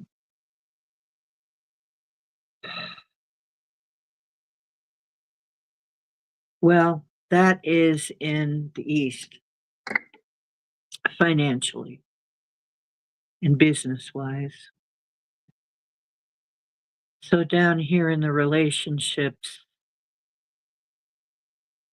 um, Queen of Swords, devoid of emotion, harsh, pessimistic, critical, calculating, abrupt gossip, scattered, easily influenced, and clouded vision. Wow. Wow. That is people being so. That is the divisive nature of what's going on right now. There's a lot of division there. Wow. Oh, and you pulled the Hagalaz rune. Yeah, disruption. Yep, yep. Hey, Dolly.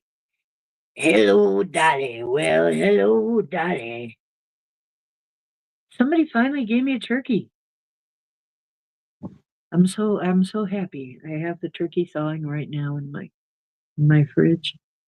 Um, yeah, I think people have forgotten. There's going to be a lot of division during the holidays. It's too bad about that.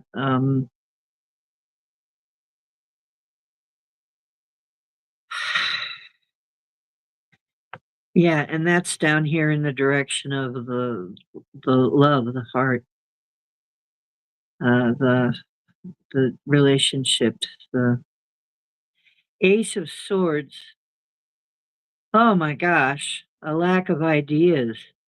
Reevaluate, misinformation, block communication, clouded judgments, redirect, hostility. Yikes, I knew it. December is going to be a rough month, okay? We have really got to do some intention work on December to bring its energy up. This is in the direction of goals, dreams, the way that things are flowing. Um, this also has to do with emotions. This down here is more relationships. This is more the emotions that are flying around. But it's just hostility. Oh my goodness. It does not look good. It does not look good. No. Two of Wands. Now, this is in the home. This is with the elders and in the home. Two of Wands, charting a course, opportunity, visualization, discovery, get ready, future planning, consider options and decisions. Yeah, that kind of makes sense. There are going to be a lot of people working on this. The Two of Wands also sometimes means there's a partnership or a meeting of minds. Um, Getting ready and future planning, considering options, yeah, and a lot of decisions to be made, yeah, definitely. And Aries and Mars is a part of this card, a part of this energy, and of course we've got. Is it? I'm trying to think. We've got Mars. Okay, let me tell you something. Next year, all of the outlying planets are going to be, I believe, they're all going retrograde and changing their signs that they're in. So they're all leaving the signs that they've been in. I know that much. I think they're all at some point going retrograde because of that.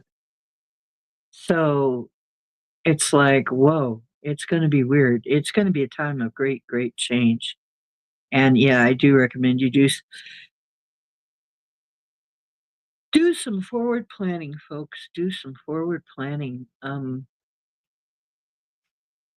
But the center card is the Eight of Wands, slowing down. It's reversed. slowing down, lack of focus, lost momentum, energy block, on hold, delay, stall, take time to align.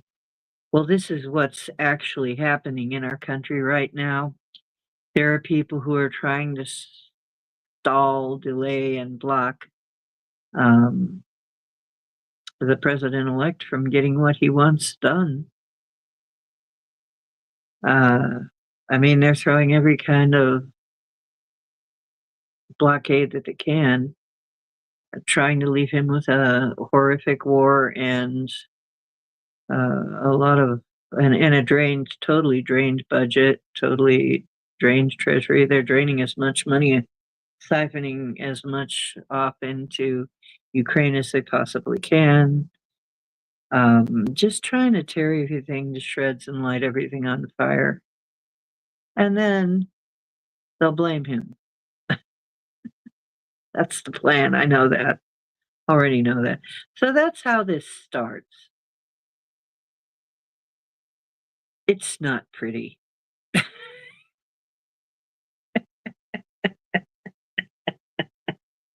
It's really not pretty, guys. I hate to tell you, December is not pretty.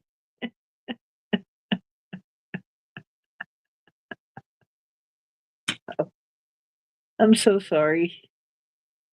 Well, let's see if we can get any clarity about who is involved with all this. I don't think it's time for that yet. Um, okay.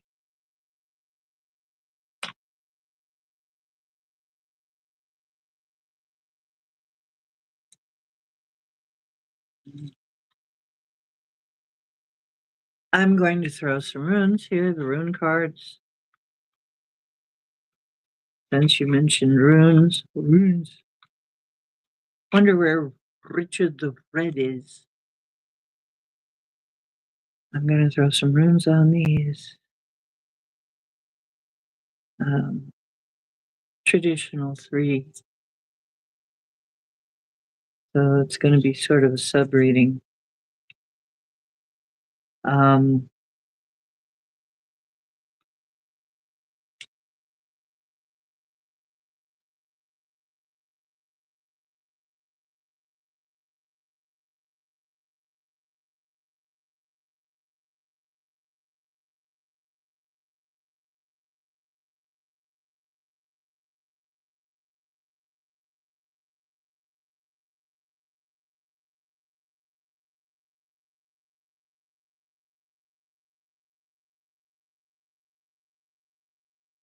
Okay.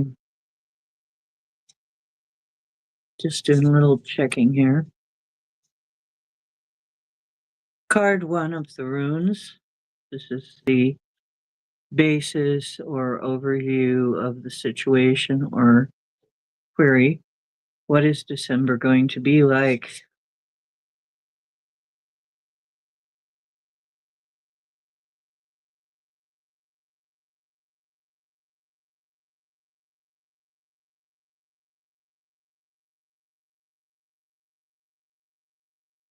Othala. Inherited property or possessions, house, home. What truly is important to one? Group order, group prosperity.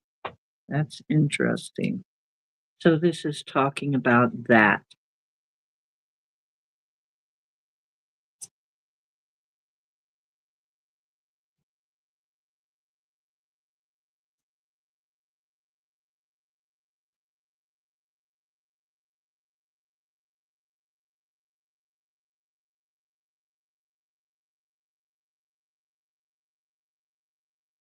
Degas, breakthrough, awakening, awareness, daylight clarity, as opposed to nighttime and uncertainty.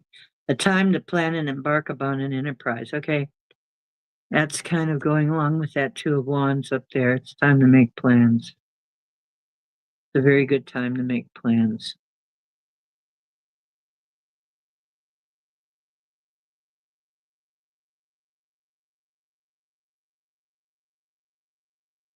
I'm getting strategy. Time to come up with strategies.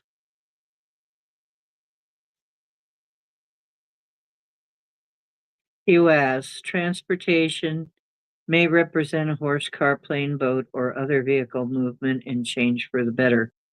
Okay, so in spite of all of this craziness that we just talked about, there are going to be some breakthroughs, there are going to be some awakenings, and there is going to be some clarity.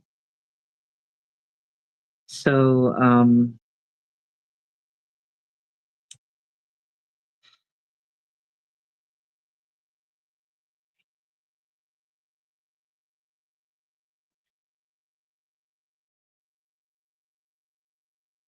movement. Kind of looks like there is going to be, I'm kind of getting that their attempts to crack down on us moving around is not going to work out. People are going to be moving around anyway,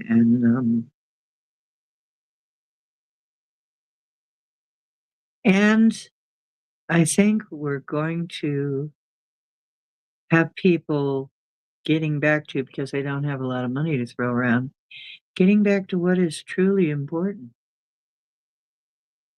which is not the possessions, which is not the amount of money spent. You know what I'm saying? Which will bring a breakthrough, awakening, and some clarity and awareness. And they'll be thinking about what is possible for the next year. And people will start to make plans. Transportation.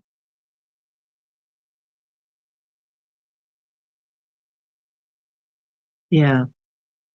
Even in the midst of all that, we're going to see signs that things are changing for the better. So this is very hopeful rune reading, I would say. I mean, these are the areas that are going to be affected, but it looks like it's hopeful. It's not horrible. Okay, I'm going to go a little bit further with the gonna put the runes away. Thank you, Norns. Thank you very much. Good ladies.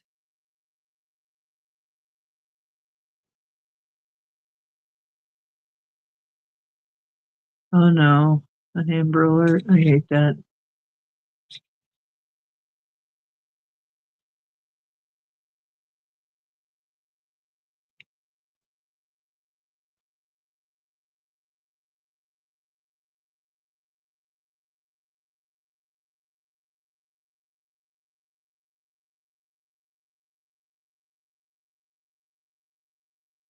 Yep.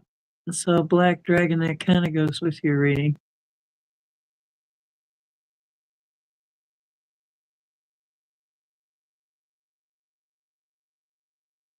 Yeah, where you been, woman? We missed you.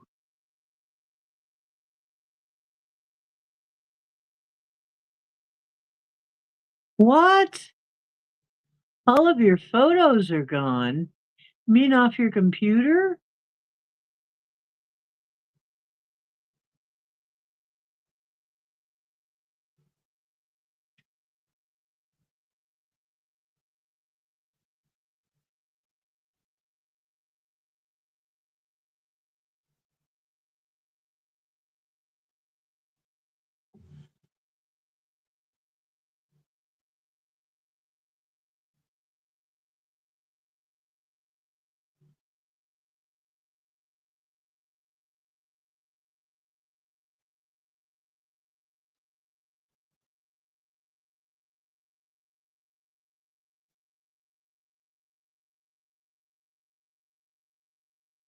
Yeah.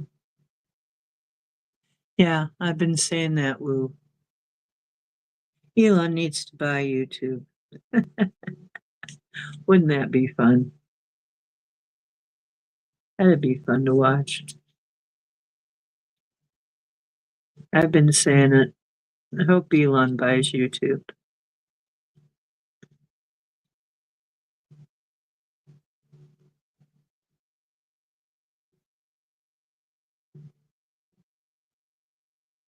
Yeah.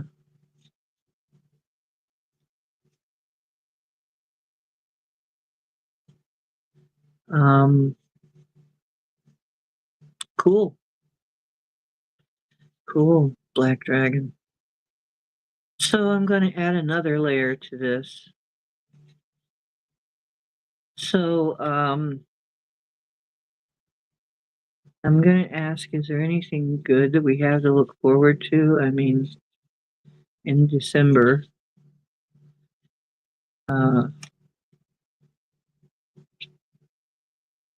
Page of Swords. Okay. Thirst for knowledge, mental agility, quick witted, curious ideas, vigilant, guarded, communicative, thinks first, education, and fairness. Okay, this is good. It is good. The Page of Swords is the early stages of something, though. The thirst for knowledge. I think there's going to be a lot more people waking up and start looking around, looking at the world and trying to figure it out. Okay. So I think maybe some of our channels that fulfill that are probably going to get more, um, yeah, they're going to be paying more attention to that kind of thing. So, and I'm also seeing there's a lot more people looking into things because this is over in the East where business and education and all the things with air are concerned. This is death. Okay. This is down in the direction of um, relationships. Now, don't get scared because it's not bad. Death is death and rebirth. Okay. So it's external change. We're going to see a lot of changes. Complete renewal, abrupt change, total overhaul, over and out, break up, new start, let it go, endings and beginnings. So, yes, we will see this in December. I see a lot of things are going to be breaking up, a lot of things are going to be just giving up. There are going to be endings. If there are endings in your life, try to embrace it, try to flow with it. Because it's going to bring on a total change.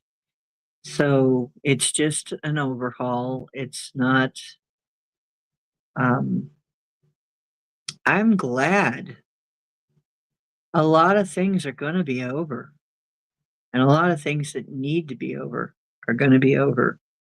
Okay. So we're going to see changes as early as December. Some things are going to go down.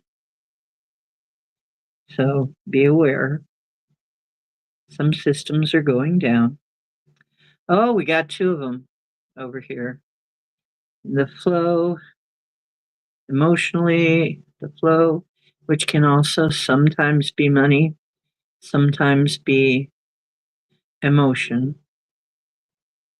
um, but it can sometimes be prosperity currency.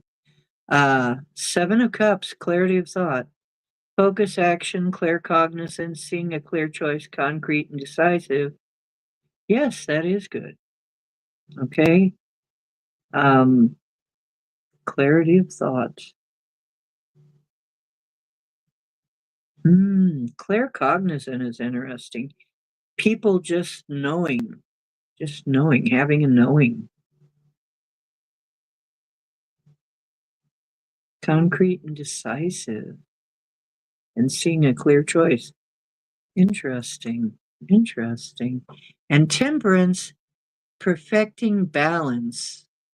Union of opposites, moderation, purposeful harmony, tranquil patience, alchemy, balance, and peace. But it is also a month that is heavily Sagittarius, and temperance is the card of Sagittarius. It is the Sagittarius card and Jupiter. So there will be a balance coming. These things will be balanced out. So as people get clear, now you know what I've been getting is that I'm hearing from a lot of people that the new stuff that they're trying, whether it be healing or something else, is working really well. And hey, Project Skyfalls, how you doing? And Paul has been telling me, and he's got all kinds of reasons why this could be. I will tell you why I think it's happening now. Is it the frequency fences are coming down? We're starting to have, and if you don't know what a frequency fence is, I guess I'm going to have to put out a video about that. But it is the idea of a fence. And what does a fence do? Keep the cattle pinned in, right? Things that are put there to keep your frequency in a certain range. Keep your frequency low so you can be affected. Okay?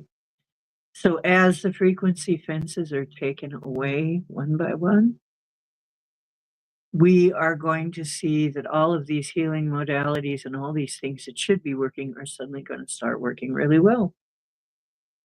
I am finding that the lion's mane mushroom has been wonderful as far as clarity of thought, more energy, all of the mushroom stuff that I've been trying has been working. Meanwhile, Paul has been doing some things of his, some remedies, and they've been working really well. And they've been really working well on other people. And then there's other people telling me that what they're doing is really working well. Well, it's because all this stuff works, but if you have something constantly taking your frequency down, all you're doing is limiting the damage, or maybe halting the damage, or maybe temporarily reversing it. But if they keep turning up the volume on the frequency dampening stuff, then you're still going to get pulled back down, which is why maybe things start out good and then they stop working. Well, you're kind of treading water. Okay. So as these frequency fences come down, we're going to see things start to actually work. Right. Right, Dolly. So I am very hopeful. I'm starting to see this already, and I believe that this will be more coming. Fluoride, yeah. Let's see what's going on. Purple numbers of beauty. Did you crochet it? Oh, you like it? Yeah, a long, long time ago. This is really old. Really, really old. But I still like it. Like I say, I don't get rid of clothes. I just don't get rid of my clothes. I just alter them and stuff. I don't really get rid of them too often. I do. I mean, I do, but a lot of them I've kept for like years and years. This has got to be 20 years old, so or more. Thanks.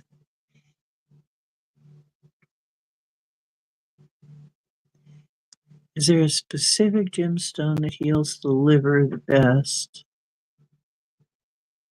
Right. So anyway, this looks good that this is going to start to come. Things going to start to come in balance. There's going to start to be people are going to start to wake up a bit and realize that it's not just about money.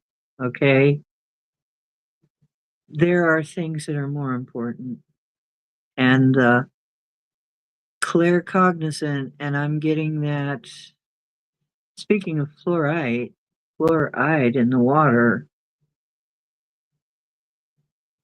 makes me think of the pineal gland. And they're saying claircognizant here. I think there's going to be an upgrade where people start to get some innate knowing of what's going on. Okay. I think we've got an upgrade coming where it's going to kind of spark some changes in the pineal gland where people are going to be able to see what's really going on.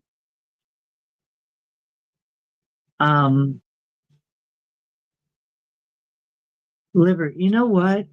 If you want, I will look that up for you because you can actually look that up on you can look it up on YouTube or somewhere, or just in your browser. You can look up what is the best stuff for helping your liver. But one of the things that comes to me is drink your lemon water and your vinegar water, your apple cider vinegar water. That will help clean out your liver. It's known to do that, to help with that. There's also a product I would very much advise you. This is not medical advice at all. I'm just going to put it in the form of a story. I once had a really horrendous swelling and was way sicker than I mean, very, very sick.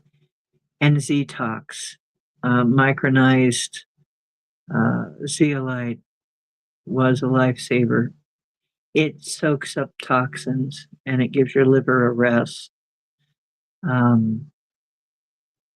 so that it's cleaning your blood. It has to be micronized to actually get into your blood to be able to clean up your blood, but it will help clean up your blood. So, and I recommend Regal as the brand. It's around $20, but it's drops and it works. I can give it an endorsement as far as its efficacy. Okay, it's made by a guy who made it for cancer patients actually, and he tries to keep the prices below a certain level so people can afford to get a hold of it. So really, I mean, but yeah, there there are also supplements available that are called Liver Cleanse, but amethyst, my friend. Amethysts are a semi-precious gem. They're not that expensive. And that may be because, yeah, Saint Germain and Zad are here. Hi. Yeah, amethyst. Yeah. Anything else?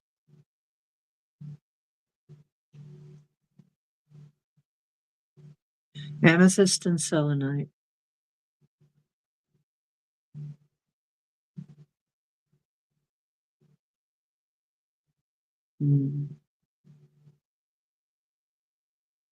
Okay.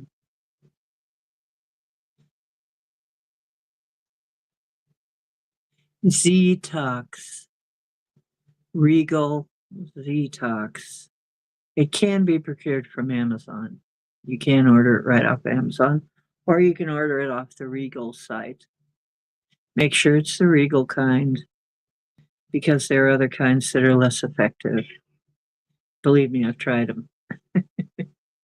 I've been through 'em. Been through it.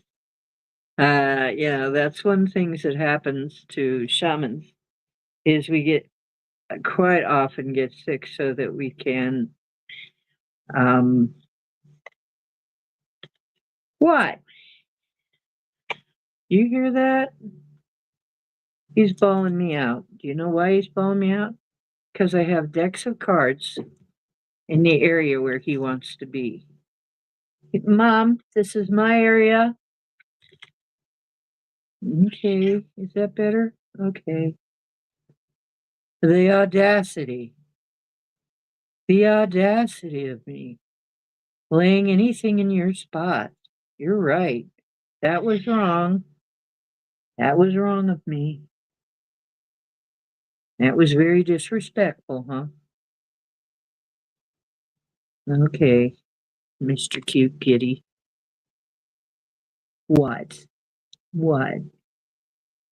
That better? Is that better?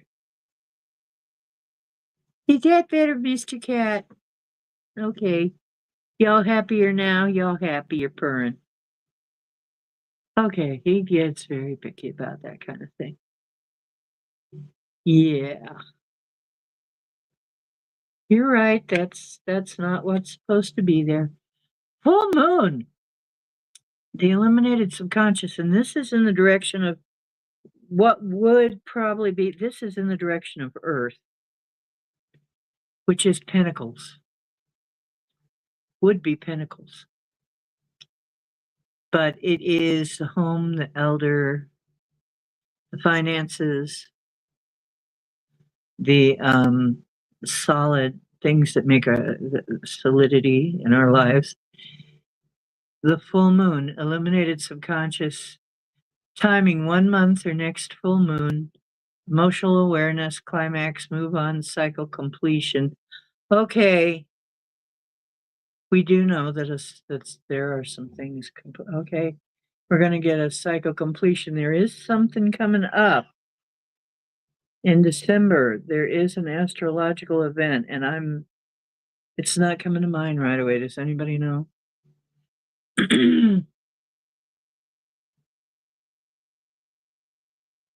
Ah, good for Diddy.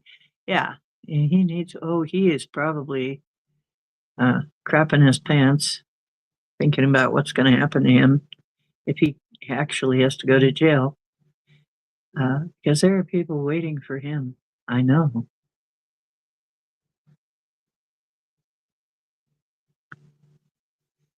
So,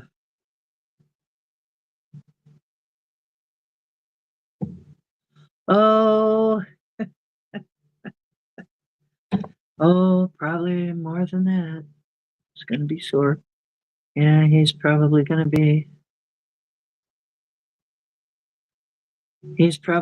be able to swallow bar stools. Let's put it that way. He won't be able to sit down ever again. And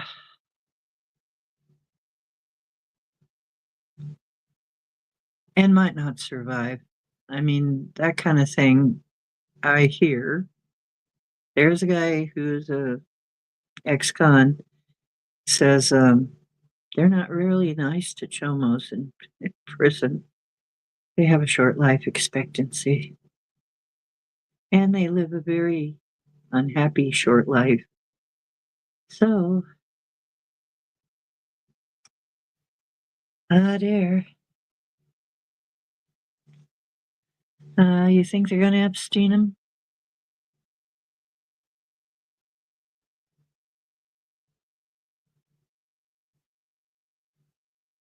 You're envisioning orange pom-poms strung on my hat brim? Well, that'd be different, Dolly. Okay, well, the full moon is coming up pretty soon. So maybe we'll be seeing, I think there is something going on.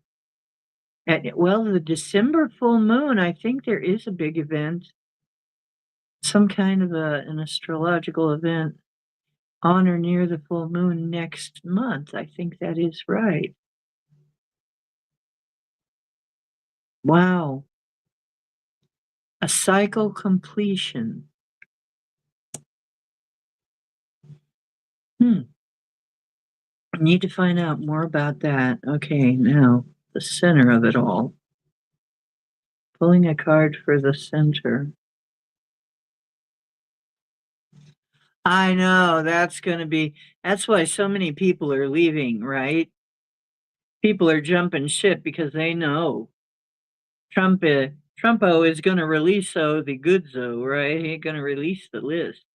Probably Epstein's list and Diddy's list, and there's going to be more.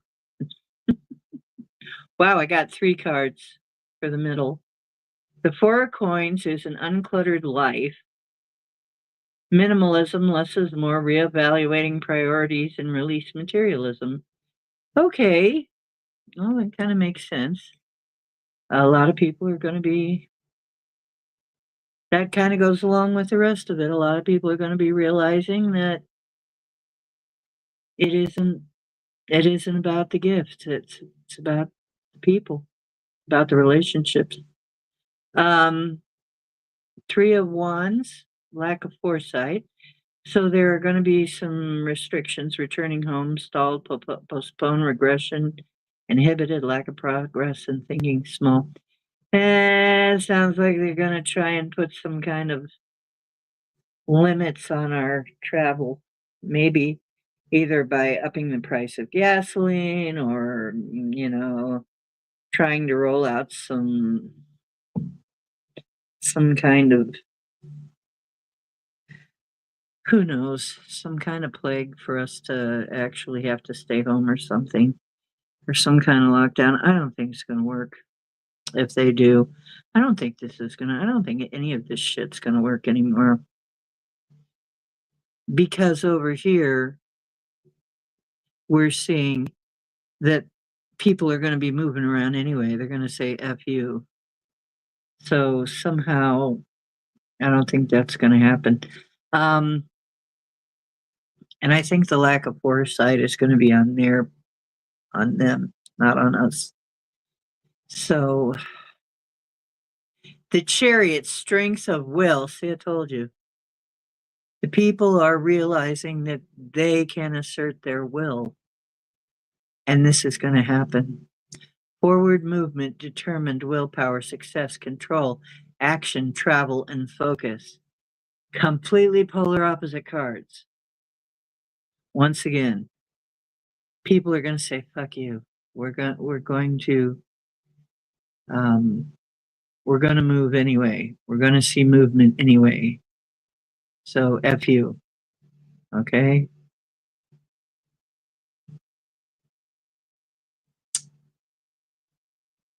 And they're going to exert their will.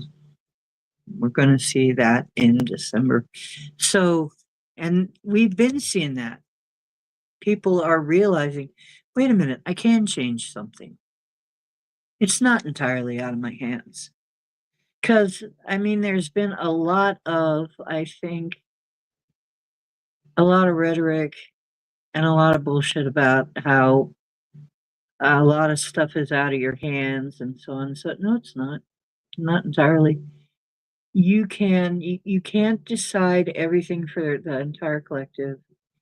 You can decide a few things for yourself, what's going to happen to you. And if you decide that you are not going to take part in the bullshit, you don't have to. Yes. Hi, Psyche. You just missed the reading. Well, Hollywood is woke, yeah, and they're going to have to become unwoke. They're going to have to be awakened instead of woke, because I don't think woke is going to last much longer. Mm-hmm. I think woke is on its way out, frankly. That's going to upset some people, but that's tough. The whole woke movement upset some people too, so they're going to have to just eat it. Uh, well, this is very hopeful, although it's mixed.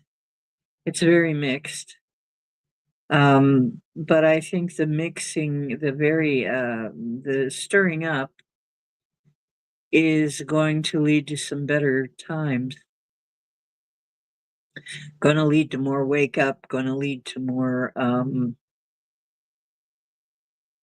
eventually to more freedom and more people taking up their power. And this is a good thing. Yeah, I concern about that too. I'm concerned about that too. We have to make sure that it doesn't go too far in the opposite direction and become a religionist nation. That's not good either, you know, and become too straight laced. But I don't think that's going to happen. I really don't.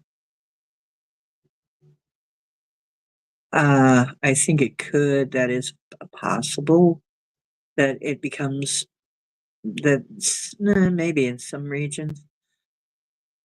I don't really think that's going to happen though. Um, well, let's intend that it doesn't happen. Let's intend that it is balanced, that it comes about in a balanced way. People who, but people who are woke or whatever, I mean, my intention is going to be that they get to make their choices for themselves, but not for everybody else. Okay? So you can be woke all you want with other wokies or by yourself, but you cannot demand that the rest of us follow your derangement. Okay? You cannot demand that the rest of us kowtow to your mental illness. I think that's what I'm looking at. It's like, sure, you're free to have your fantasy, but don't expect us to indulge with you in there. In it,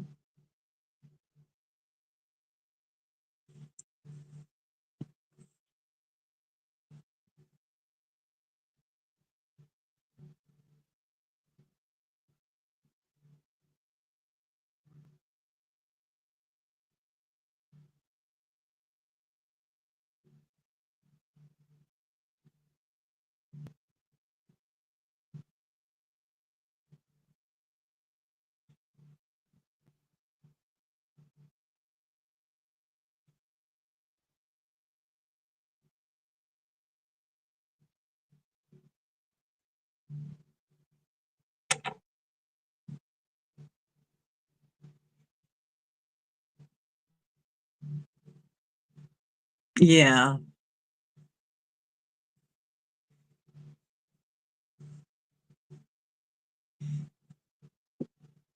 yeah, true enough. Yeah, a lot of times the response to something is backlash. I mean, it happens in generations too. The kids rebel against whatever restrictions, yeah, they had to put up with as kids, and then things go the other way. But I think that a lot of these separations and weird things that happen, I think a lot of it is artificially programmed in. I don't think it's, how do I say it? I don't think it's real as far as, I mean, I think a balance would come if it was allowed to, but I think sometimes these things are artificially whipped up. So, um, yeah, let's just hold it in our minds that it's all going to happen very nice and balanced and still give people their freedom. Just, but but release everybody else from having to be under whatever everybody else wants.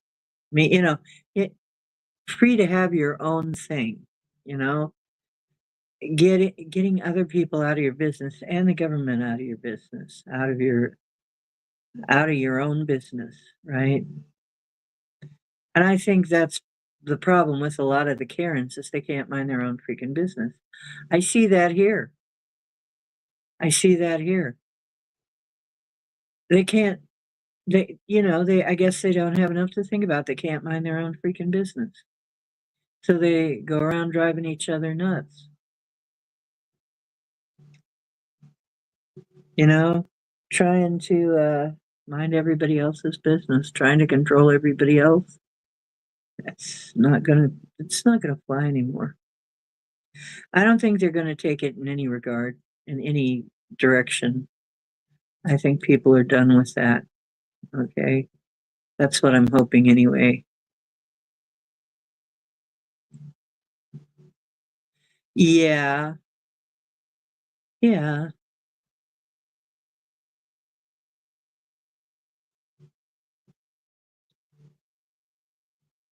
It's another psyop type thing. It's another mind control thing.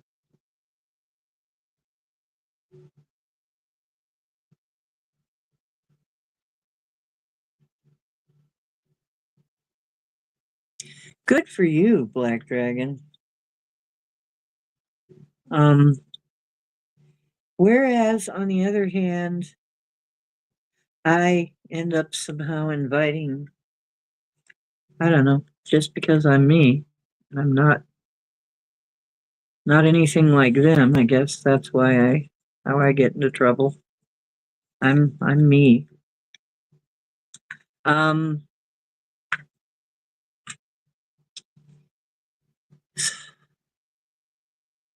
okay, I'm gonna close this off and start something else here. Um, mm. So it's actually not a surprise. I'm not surprised by any of this. None of this is a shock, you know? I'm looking at it and going, this is what I would expect December to be like. Um, there's some bad news, there's some good news. The bad news is going to lead to the good news, so it's okay. It's going to be okay. I'm putting the cards away for a minute now. I'm going to see what the dragons say.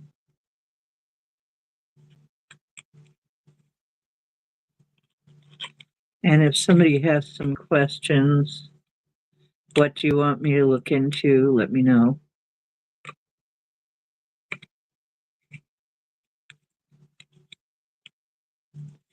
Put it in chat, please.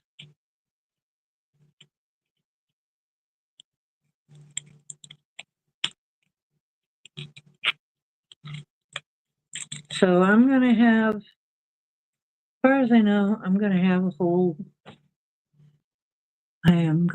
whole Thanksgiving dinner. Kind of on my own. I don't know if anybody's going to make it over. Jason may or may not make it. He's got family stuff.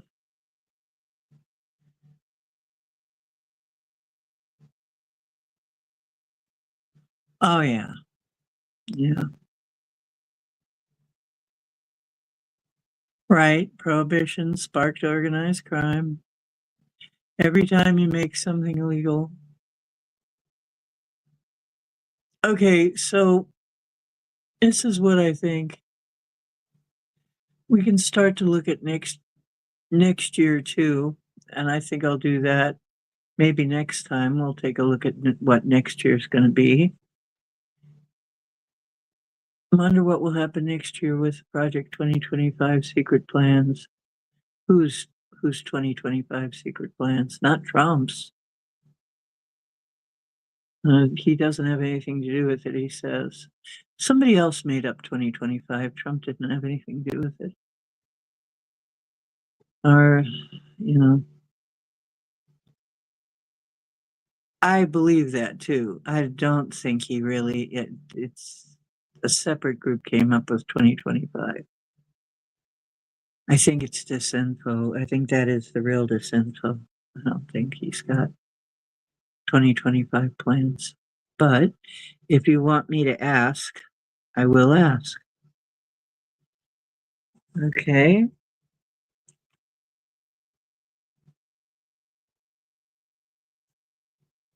Let's see. What am I going to use for that? Oh, I shouldn't have put these away. I'm going to ask my pendulum.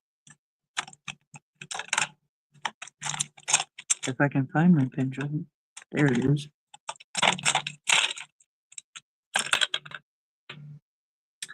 Okay. Give me a yes. Okay. Stop. Give me a no. Okay, let's try this. Cowboy is my cat. And I am known as Sally Jane. No. Okay, good.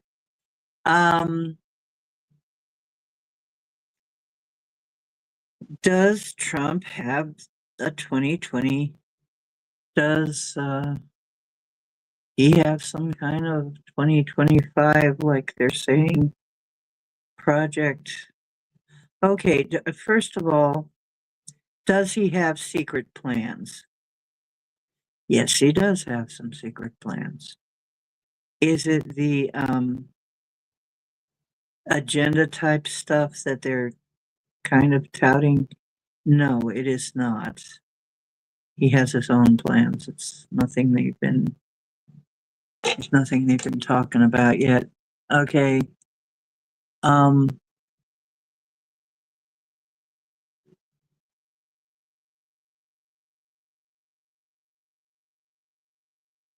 oh, the presidential transition project. Okay. I thought it was something else.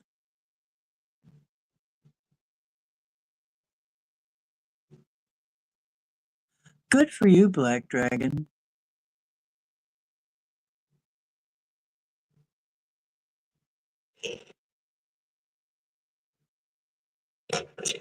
The Yuri interview is exactly what's been happening with the woke. I don't know about the Yuri interview, but you can leave the link.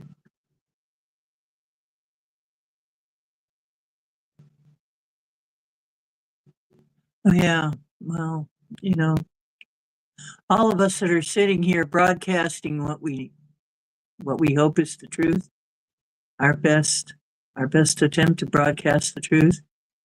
Believe me, it can be daunting sometimes.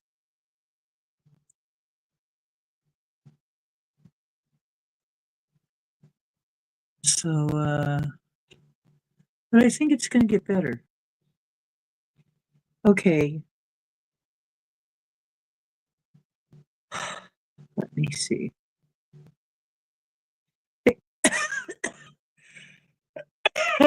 See, I'm still clearing out my throat chakra.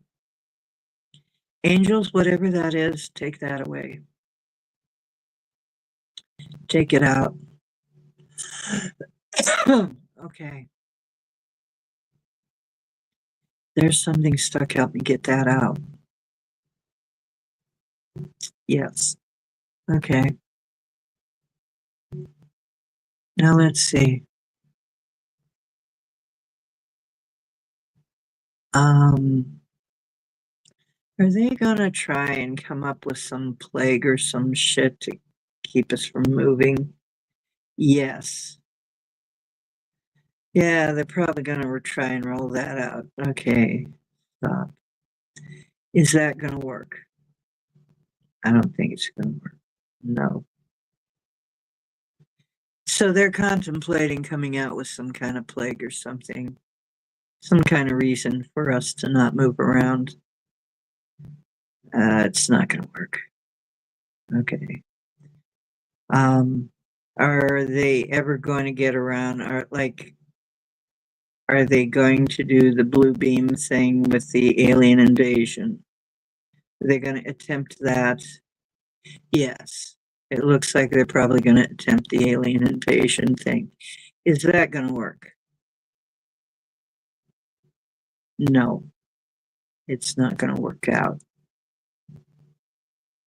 Okay, so have some of the things I've been hearing been actually them trying to scare people that there's, yeah. Okay, be prepared for that if that happens. It's not going to get much traction, I don't think. Too many people are wising up, but I don't think that if they try it, they're going to get very far with it. Okay. But it looks like they're going to still try some shit. Okay. Um, yeah, bird flu. Hmm.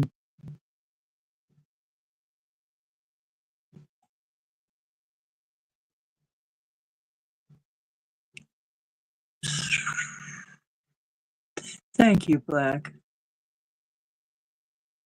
Is the plague going to be the bird flu? I think so.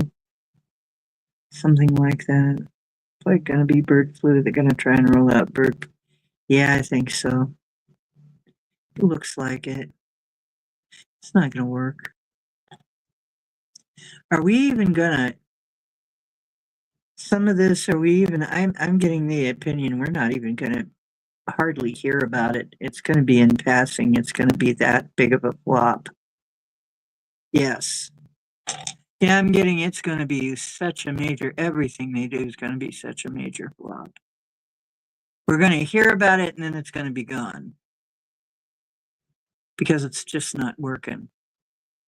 Okay. So all of this shit that they're doing, it's just not going to work. It's just not working.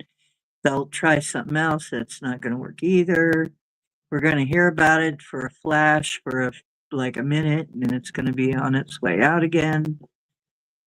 So, it's going to just vanish off the map again. So be prepared for that. That's what I'm seeing. It's like almost like monkeypox. You remember how that was supposed to be a big deal and all of a sudden it wasn't? It was nothing. We never heard of it again. It's going to be kind of like that, I think.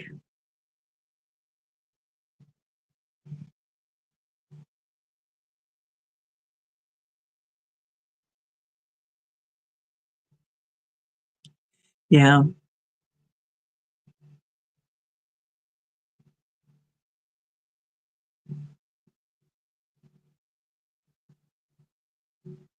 Oh, yeah. Yeah. None of it's going to go anywhere anymore. It's over. Those days are gone. People are off the plantation. They're leaving the plantation. People are leaving the plantation. Sorry. The frequency fence is gone and they're walking away. Some of them are running away. Yep. As the frequency fences come down, people are going to leave the plantation, never to return.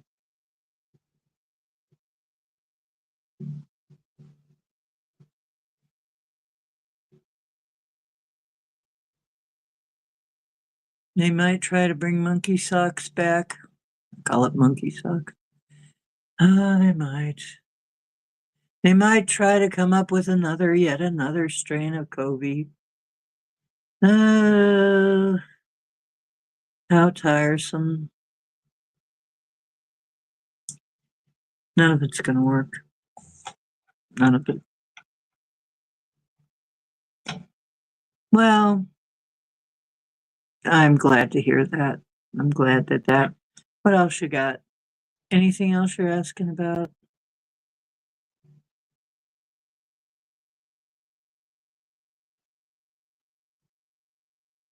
Yeah.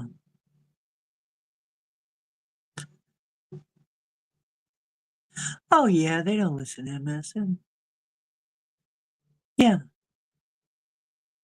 I mean, yeah, I don't listen to any of those. I haven't for years. I will listen to citizen journalists with boots on the ground before I'll listen to any of them. Because It's like they care. These other places are just puppets. MSN's just puppets.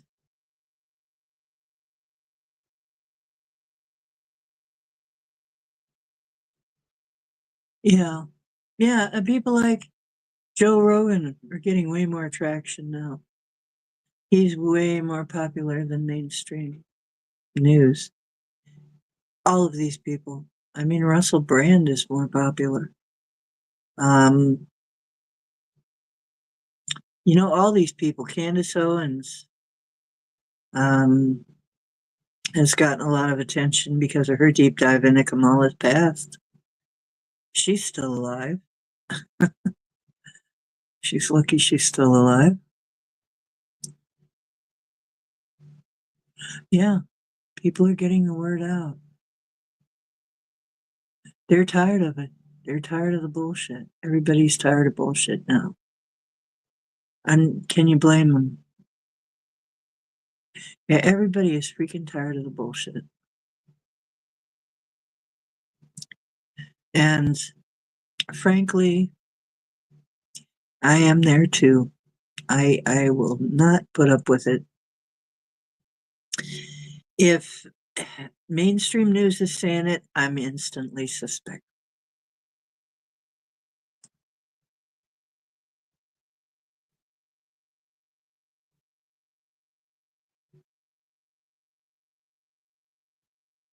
Yeah, David Icke is very popular.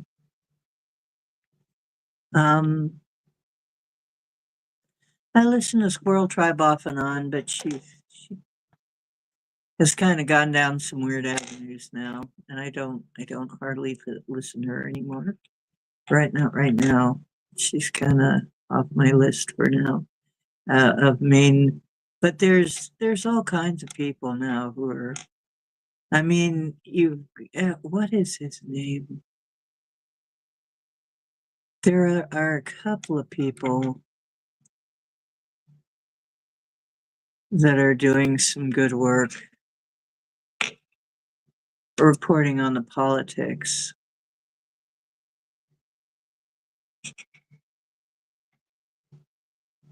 Gardner is his name. He does a pretty good job reporting on politics.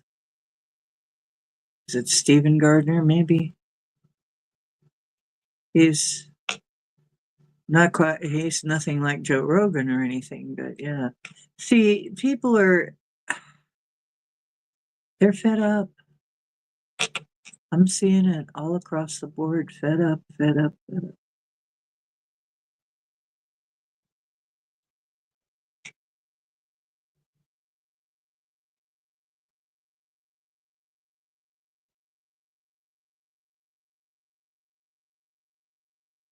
Really? Tartaria, Australia? You know what? I'm really, really, really thinking that it's true that Tartaria, what we're calling Tartaria, was really um, Atlantis. What we're calling Tartaria is really Atlantis. All of the Tartarian architecture and stuff, I think that was really the Atlantean architecture. Somebody came up with that a while back, and I'm like, yeah, that seems about right. Well, you know what? I mean, you've got a lot of people that are very diverse, and that's good. They have a diverse way of looking at it. And they don't always agree, but they are telling the truth as best they can, bringing out the truth as best they can from their point of view. It's still way more honest than the news, the mainstream news. Any of these people. So, yeah, Dan Bongino. Yeah. Dan Bongino. Um, oh, yeah, he should be. I agree. Director of Secret Service. Why not? Um, all of these things. Actually, I love Trump's cabinet picks if they only let him have them. I love most of his picks because they just it's like some of them are my dream. They're pretty much my dream team. You know, I'm a little bit upset that they're not going to let Gates go crazy on him, but Matt Gates had to go, I guess. But now they've got another one, Bondi, and it might have been a strategy to get them to accept Bondi. It's like after Gates, Bondi doesn't look so bad now, right? It's like, but we could have had Matt Gates, you know. I mean, because Gates would have torn things apart. I mean, he would have, and that would have been fun to watch. Really fun to watch. But no, that isn't going to happen, doggone it. But I don't think we've seen the last of him. I don't think we've seen the very last of Matt Gates. I don't know where he's going to pop up again, but he will. Pretty sure he will.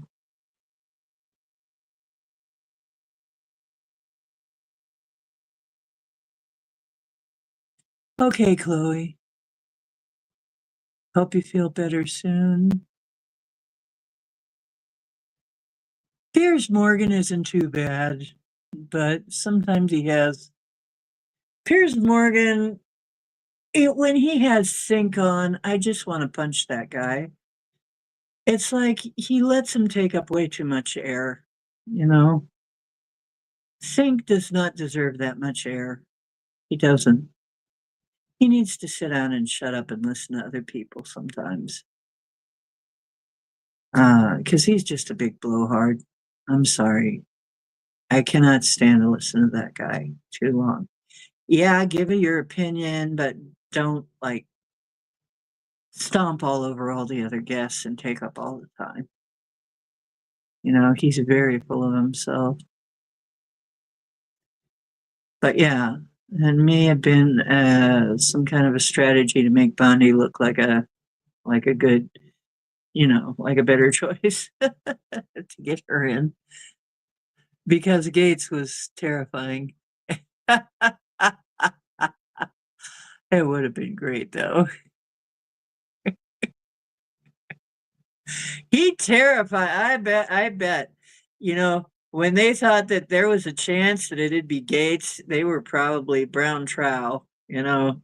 I mean, because he would have torn into people like fresh meat. It's like a shark. So, doggone. Oh well, it saves me a lot of popcorn, right? Because I would have my popcorn out. I'd be there munching. I'd be like, yeah. Now that would be what they call a bloodbath. But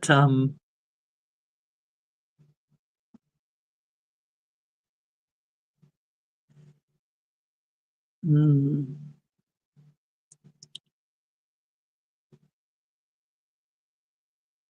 yeah, he has some problems with his past.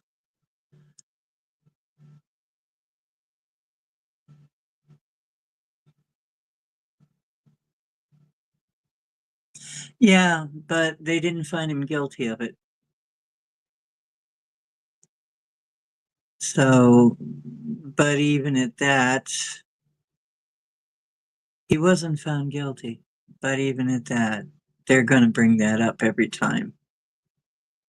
So I think he's sick of it. Um, but yeah, I heard about that.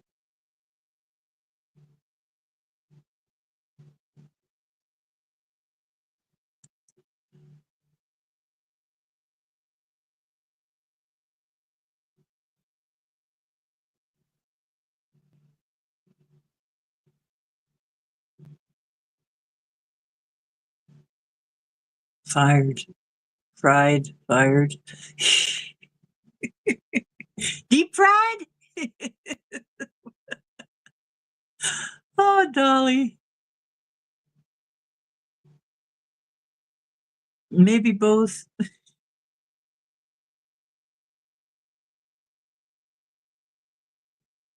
Oh, okay. So,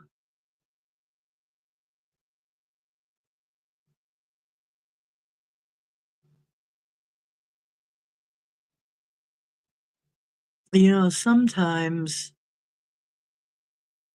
trying to make head or tails of the comment, but actually, I've been able to follow him most of the time here now, this tonight.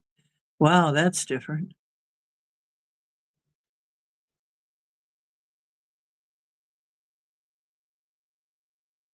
Oh, yeah. Uh-huh. I still will. Oh, you mean I'm still going to have some popcorn in reserve? Yeah. Well, then looks like we're still going to have some entertainment. No, I think it'll be very entertaining. I think some of us will be very entertained, while others will be uh, tearing their hair and ripping their clothes and ashes and sackcloth and cutting their hair and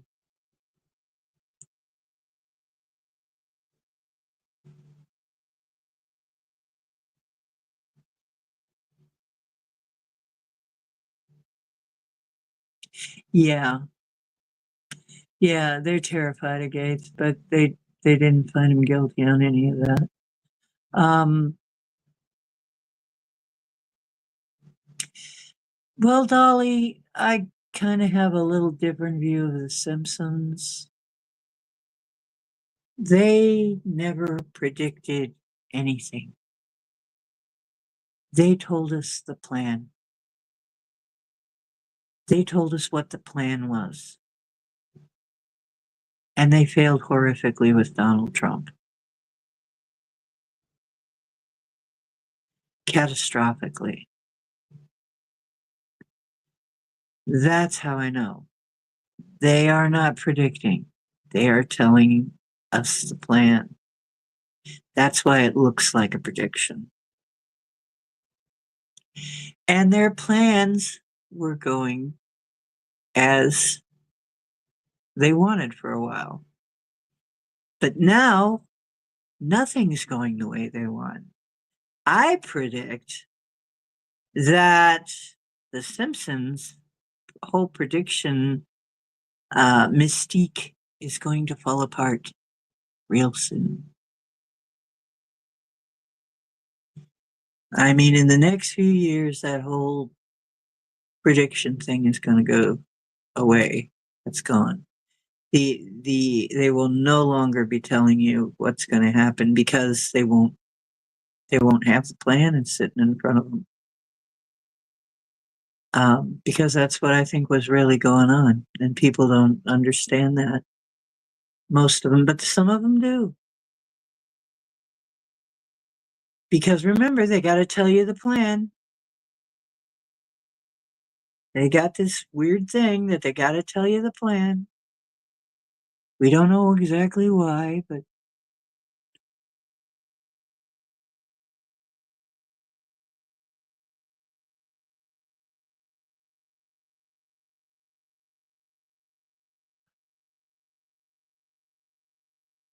um, well, okay, Woo.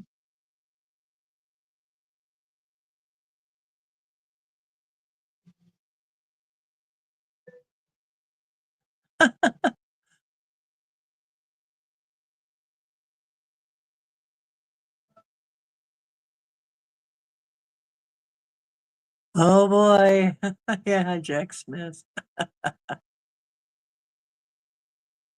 Yeah, well, I think most of us, that's what will get us up in arms. People who mess, it's like leave the kids alone, okay? But they know that. They know that's going to stir people up. All they have to do is mention it.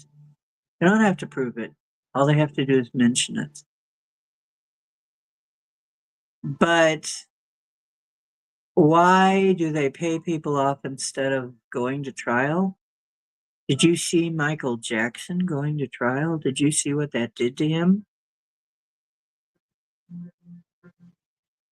There is so much expense, so much time involved, so much bullshit involved with going to trial that a lot of people would just rather just, okay, here's your money, go away now. Um, and I think we're going to have to do something about that too. That's going to have to change. That people can't just bring up random lawsuits and ruin your life just on their say so. Because they did that to Trump too. I think he really had, I really don't think that he had anything to do with Stormy Daniels. I really don't.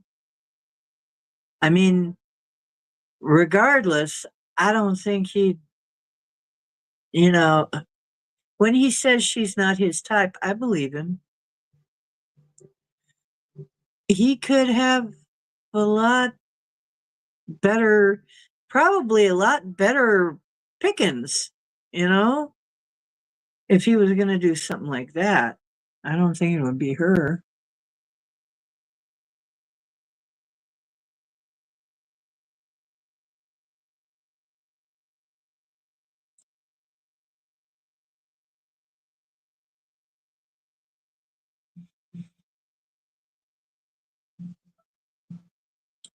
Yeah, I really don't know that I can't say definitively, but I can say that I do understand why. I mean, poor Michael Jackson, look at what that trial did. And then the next time he paid him off because he just couldn't take it again. I mean, it ruined him just being on trial, just being accused. Then he got off and people still accused him. I mean, Michael Jackson was declared not guilty. And still, people still rode those charges like they were real. So, yeah, that is something that famous people deal with. You better just have enough money to be able to deal with it.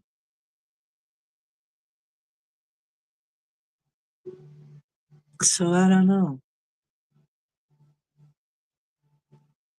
Stormy Daniels was on Spaced Out Radio. Oh my God. Dave is stooping that low.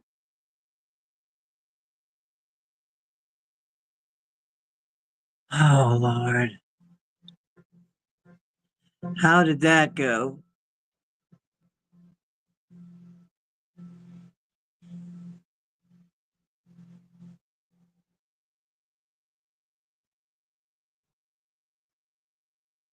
Yeah.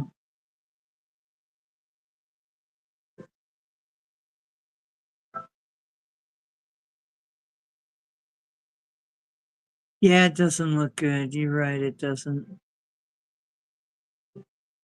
Yeah, Stormy Daniels is into the phenomena. I know. Or tries to be. I'm not really sure that I would believe anything coming from her, though. She might just be trying to get some publicity because we weren't fooled by the Donald Trump thing. You know, we weren't really buying it.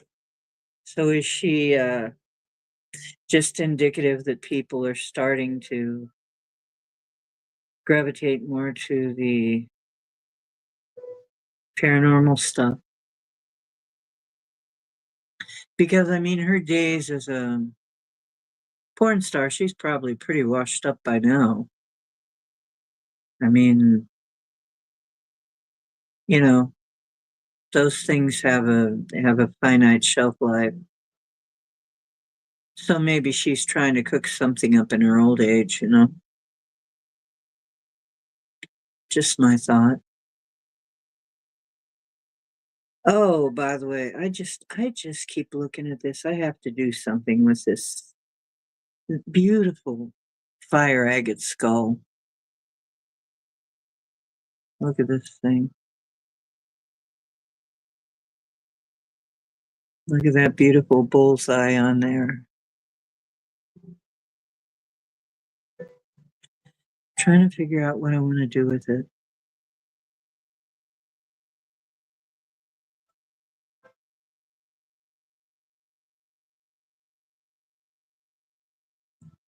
Yeah, I think Stormy's story is as fake as her tits.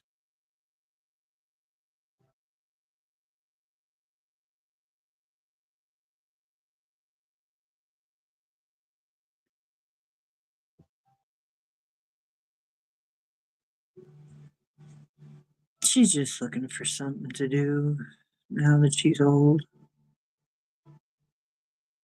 Anyway, yeah, too bad Scotty isn't here. I'm making tits jokes. We're talking Stormy Daniels and tits. Where's Scotty? Damn it. Boy, he's going to be sorry he missed this one. Where's Wingies? I'm going to have to get a hold of Wingies tomorrow. She might be doing some Thanksgiving-y stuff. I mean, she's still got a sister and a mom that she talks to, you know. So she may be tied up in holiday stuff. No, I never heard of that. Delphi Odinist?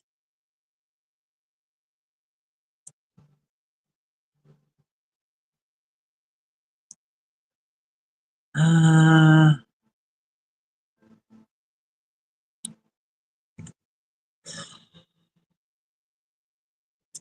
you know, when I look at a good reader, I would say Isabella. Although she does more generalized stuff for the collective. I would say Isabella's a good reader, but she doesn't do individual readings.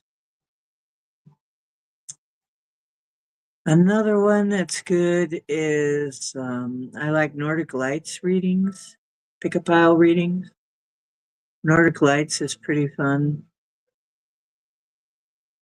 I'm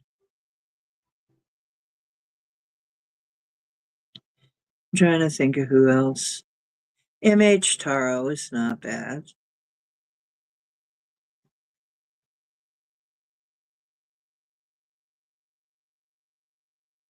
Um,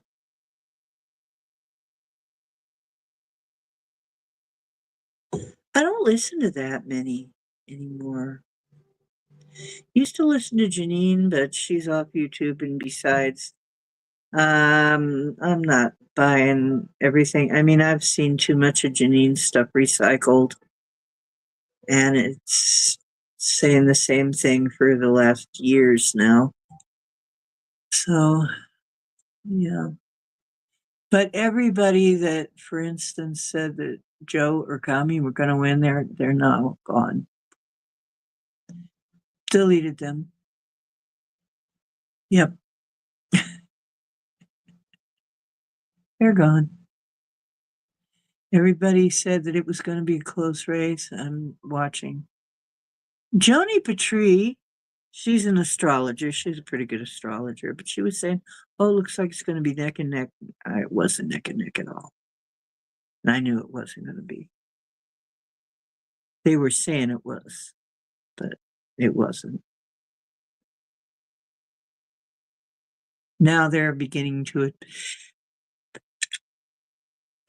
they're beginning to admit that they were behind from the beginning. All the TV channels were trying to convince us otherwise. So it goes to show you.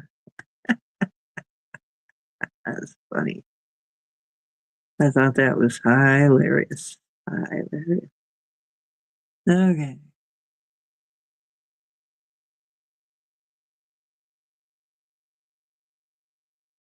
The judge is covering up the Odinist cult. Odin.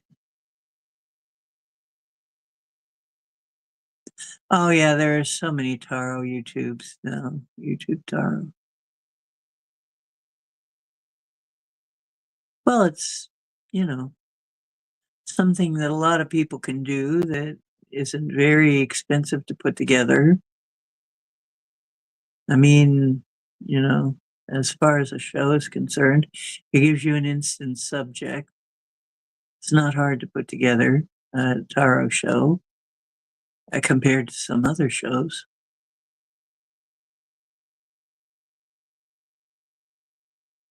Yeah.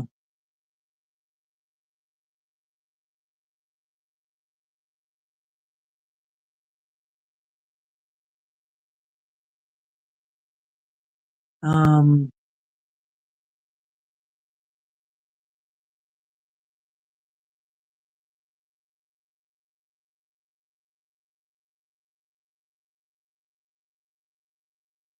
Semper Fi, huh? Black Dragon.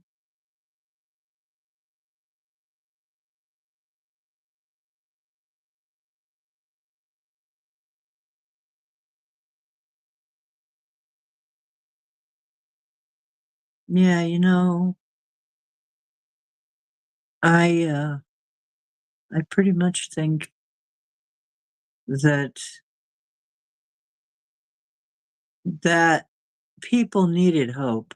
So they're listening to all these Taro channels because they need hope.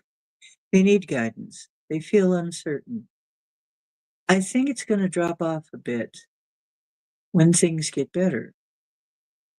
I mean, this kind of thing blooms more. The readers and stuff really bloom when times are hard because people are uncertain and they need some reassuring. Yeah, simplify. And really, I kind of see that being something that's going to happen eventually. Is that only the better, only the best of them are going to survive. I think there will be a culling in the future of those. So I think there will be a culling period of a lot of things. Boy, this agate skull feels really good. I just can't stop holding it. It it must be doing something. And I can't really tell what it is, but it's soft. It's like soft and comforting.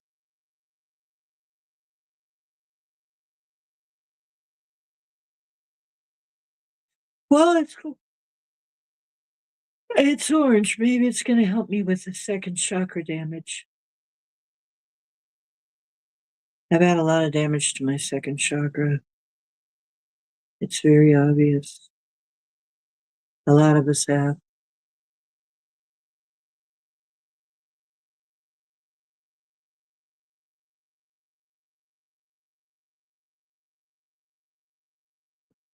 Yeah, that really helps.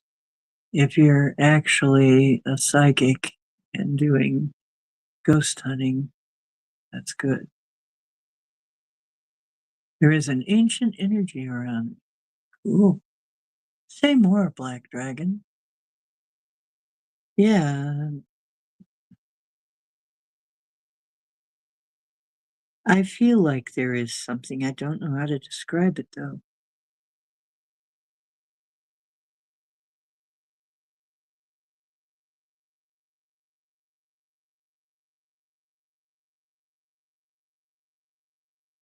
Yeah, yeah, Woo Riders. I think they're going to get cold though. I think they're going to get cold soon. I think a lot of bullshit is leaving us as people become aware themselves, able to check things more and more for themselves. I think a lot of bullshit is leaving. So remember, Violet Flame, Violet flame everything you can, folks. Okay? Even this channel, I have no fear of the violet flame. No fear at all. Saint Germain is right here with me, and so is Thad. He's Agio. And Amethyst. Hello. Ah. Okay. You may be feeling my violet dragon. A big purple dragon.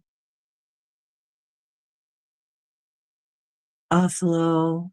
Hello, Oslo. Yeah, they're here.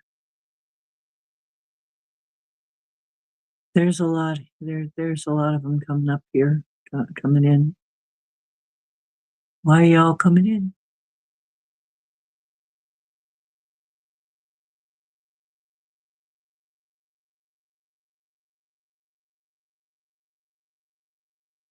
Yeah. No, a lot of fakes are very good at telling people what they want to hear. You know?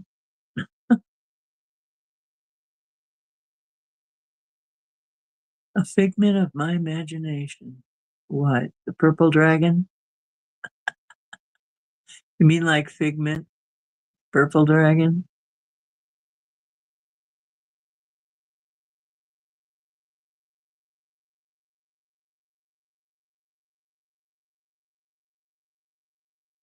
Wow, that sounds good.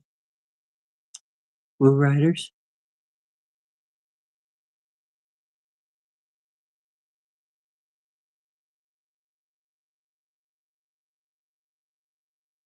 The figment of imagination.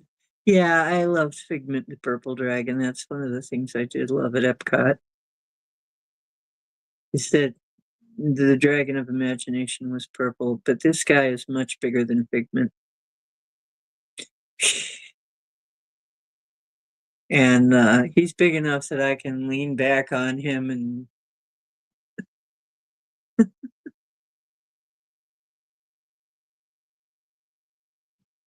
then I've got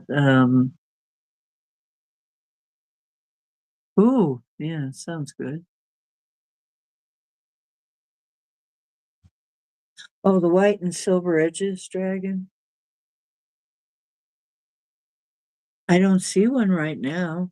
I just got my purple one here.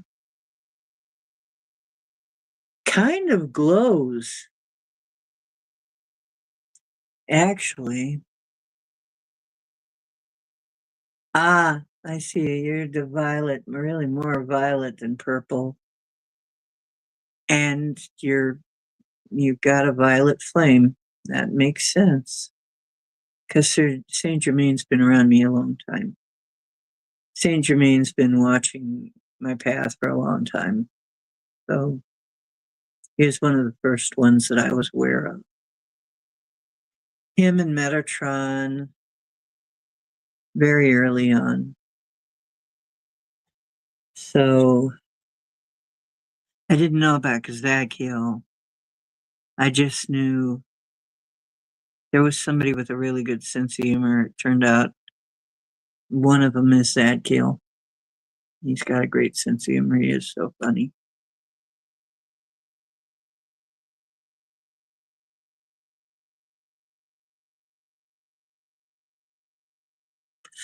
I indulge too, honey. You know what? On the holidays, all bets are off. I had macaroni and cheese tonight. I never have that. I had organic macaroni and cheese. I never have it anymore. I used to love macaroni and cheese. I said, you know what? I'm going to have macaroni and cheese. And I used to have it with mushrooms in it, and I put the lion's mane in it, and I am feeling good. Really, if you can get your hands on lion's mane fresh, get your hands on some fresh lion's mane. Do it. You won't be sorry. You'll feel good. No kidding.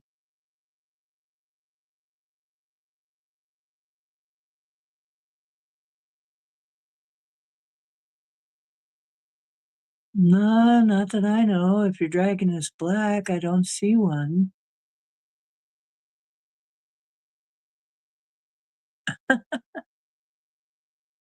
But beef stew with mac and cheese. Actually, that doesn't sound bad, really. That, that does sound kind of good. Yeah. What kind of beef stew did you use, though? Not the canned stuff. Or was it the canned stuff? Yes, that would make the canned beef stew palatable. Let's mix it with mac and cheese. I can't stand the canned beef stew. Yeah, it looks like the purple dragon is, or actually violet, kind of glows. I'm telling you, glowing purple, like a black, or glowing violet, like a black light, or something. Only deeper than a black light. Yeah, black light's too light.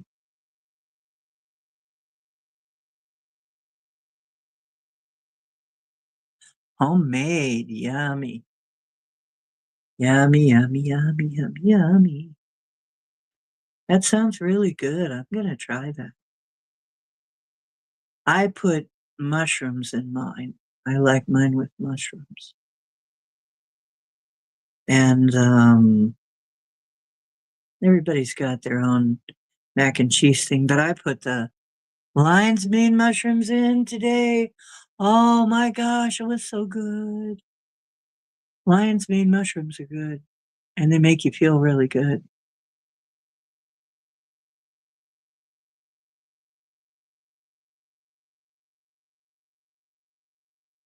I got to make some homemade beef stew too. That's another thing that's really good in winter when it's cold is stews and soups, stuff like that. I got some chicken hearts. I'm going to make my mom's chicken heart soup, chicken heart chicken soup. It is very, very hearty. Literally, though, too. But it is really good. So I'm going to make my mom's chicken heart soup that I had as a kid, and I had it growing up. It was one of my favorites because you could get chicken hearts really cheap back then.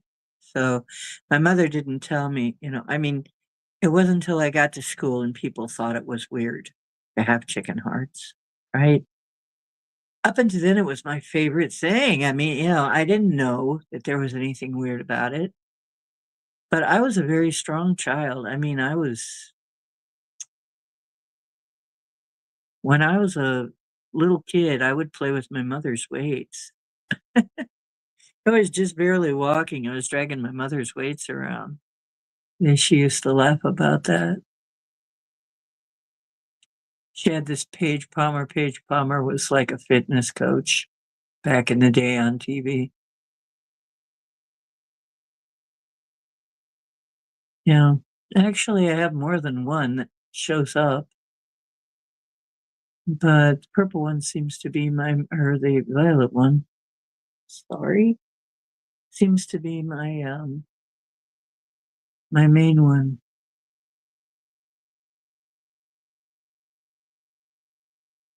I've got a blue and green one that comes around. Oh, chicken and dumplings sounds good. Yeah, my mother made homemade noodles, which are kind of like, um, which were kind of like, when Bob Evans, if you've ever had Bob Evans chicken and dumplings, what they call chicken and dumplings, my mother would never call those dumplings. Those were egg noodles, and she would make the egg noodles. Wow, they were good. That was damn good food. That was my favorite thing as a kid. That and made out of chicken hearts with um, egg noodles. Oh wow! Chicken hearts have a little bit more intense flavor than regular chicken soup. A little bit different flavor. Still chickeny, but it's a little more intense. A little bit different.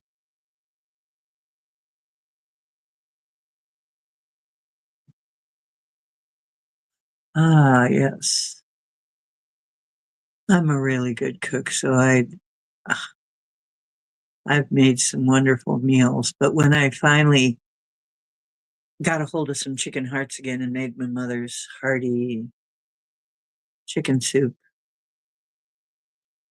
that was very comforting. So comforting. Okay, you know what? It's coming up on 4 hours. You guys, I love you. Um, I really hope that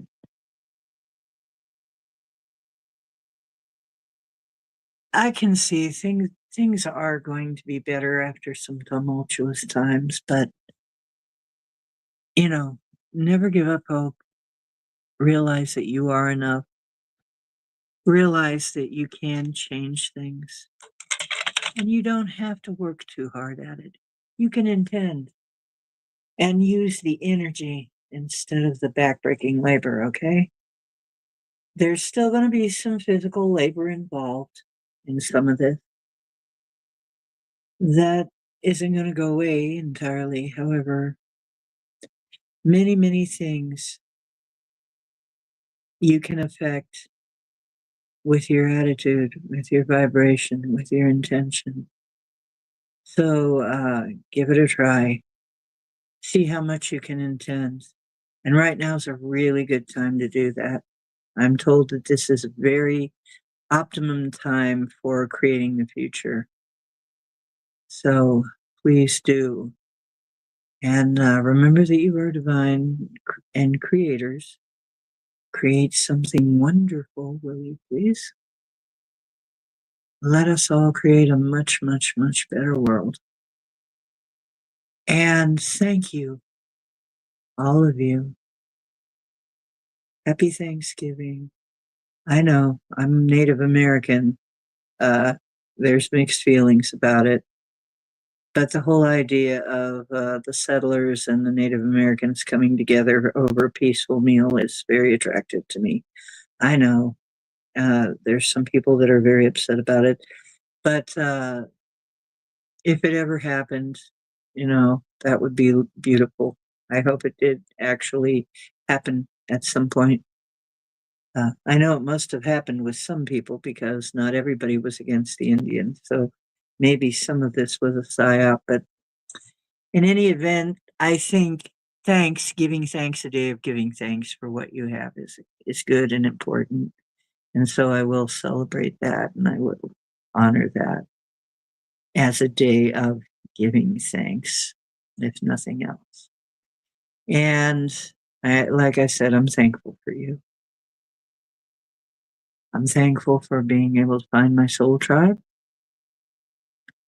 It's a whole, I think it's really the whole reason I did this is so that I could find y'all. Okay.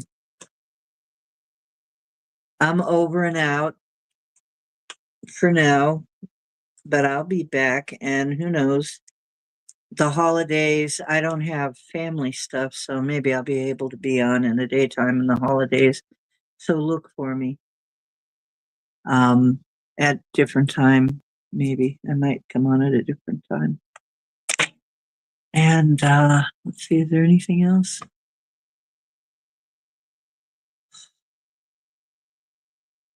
Truth is where you find it. I hope you're always finding some here.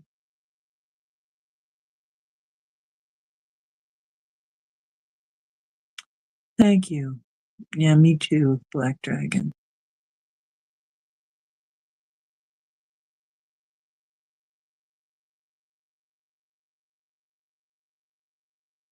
Mhm. You guys have a wonderful, peaceful, and thankful day.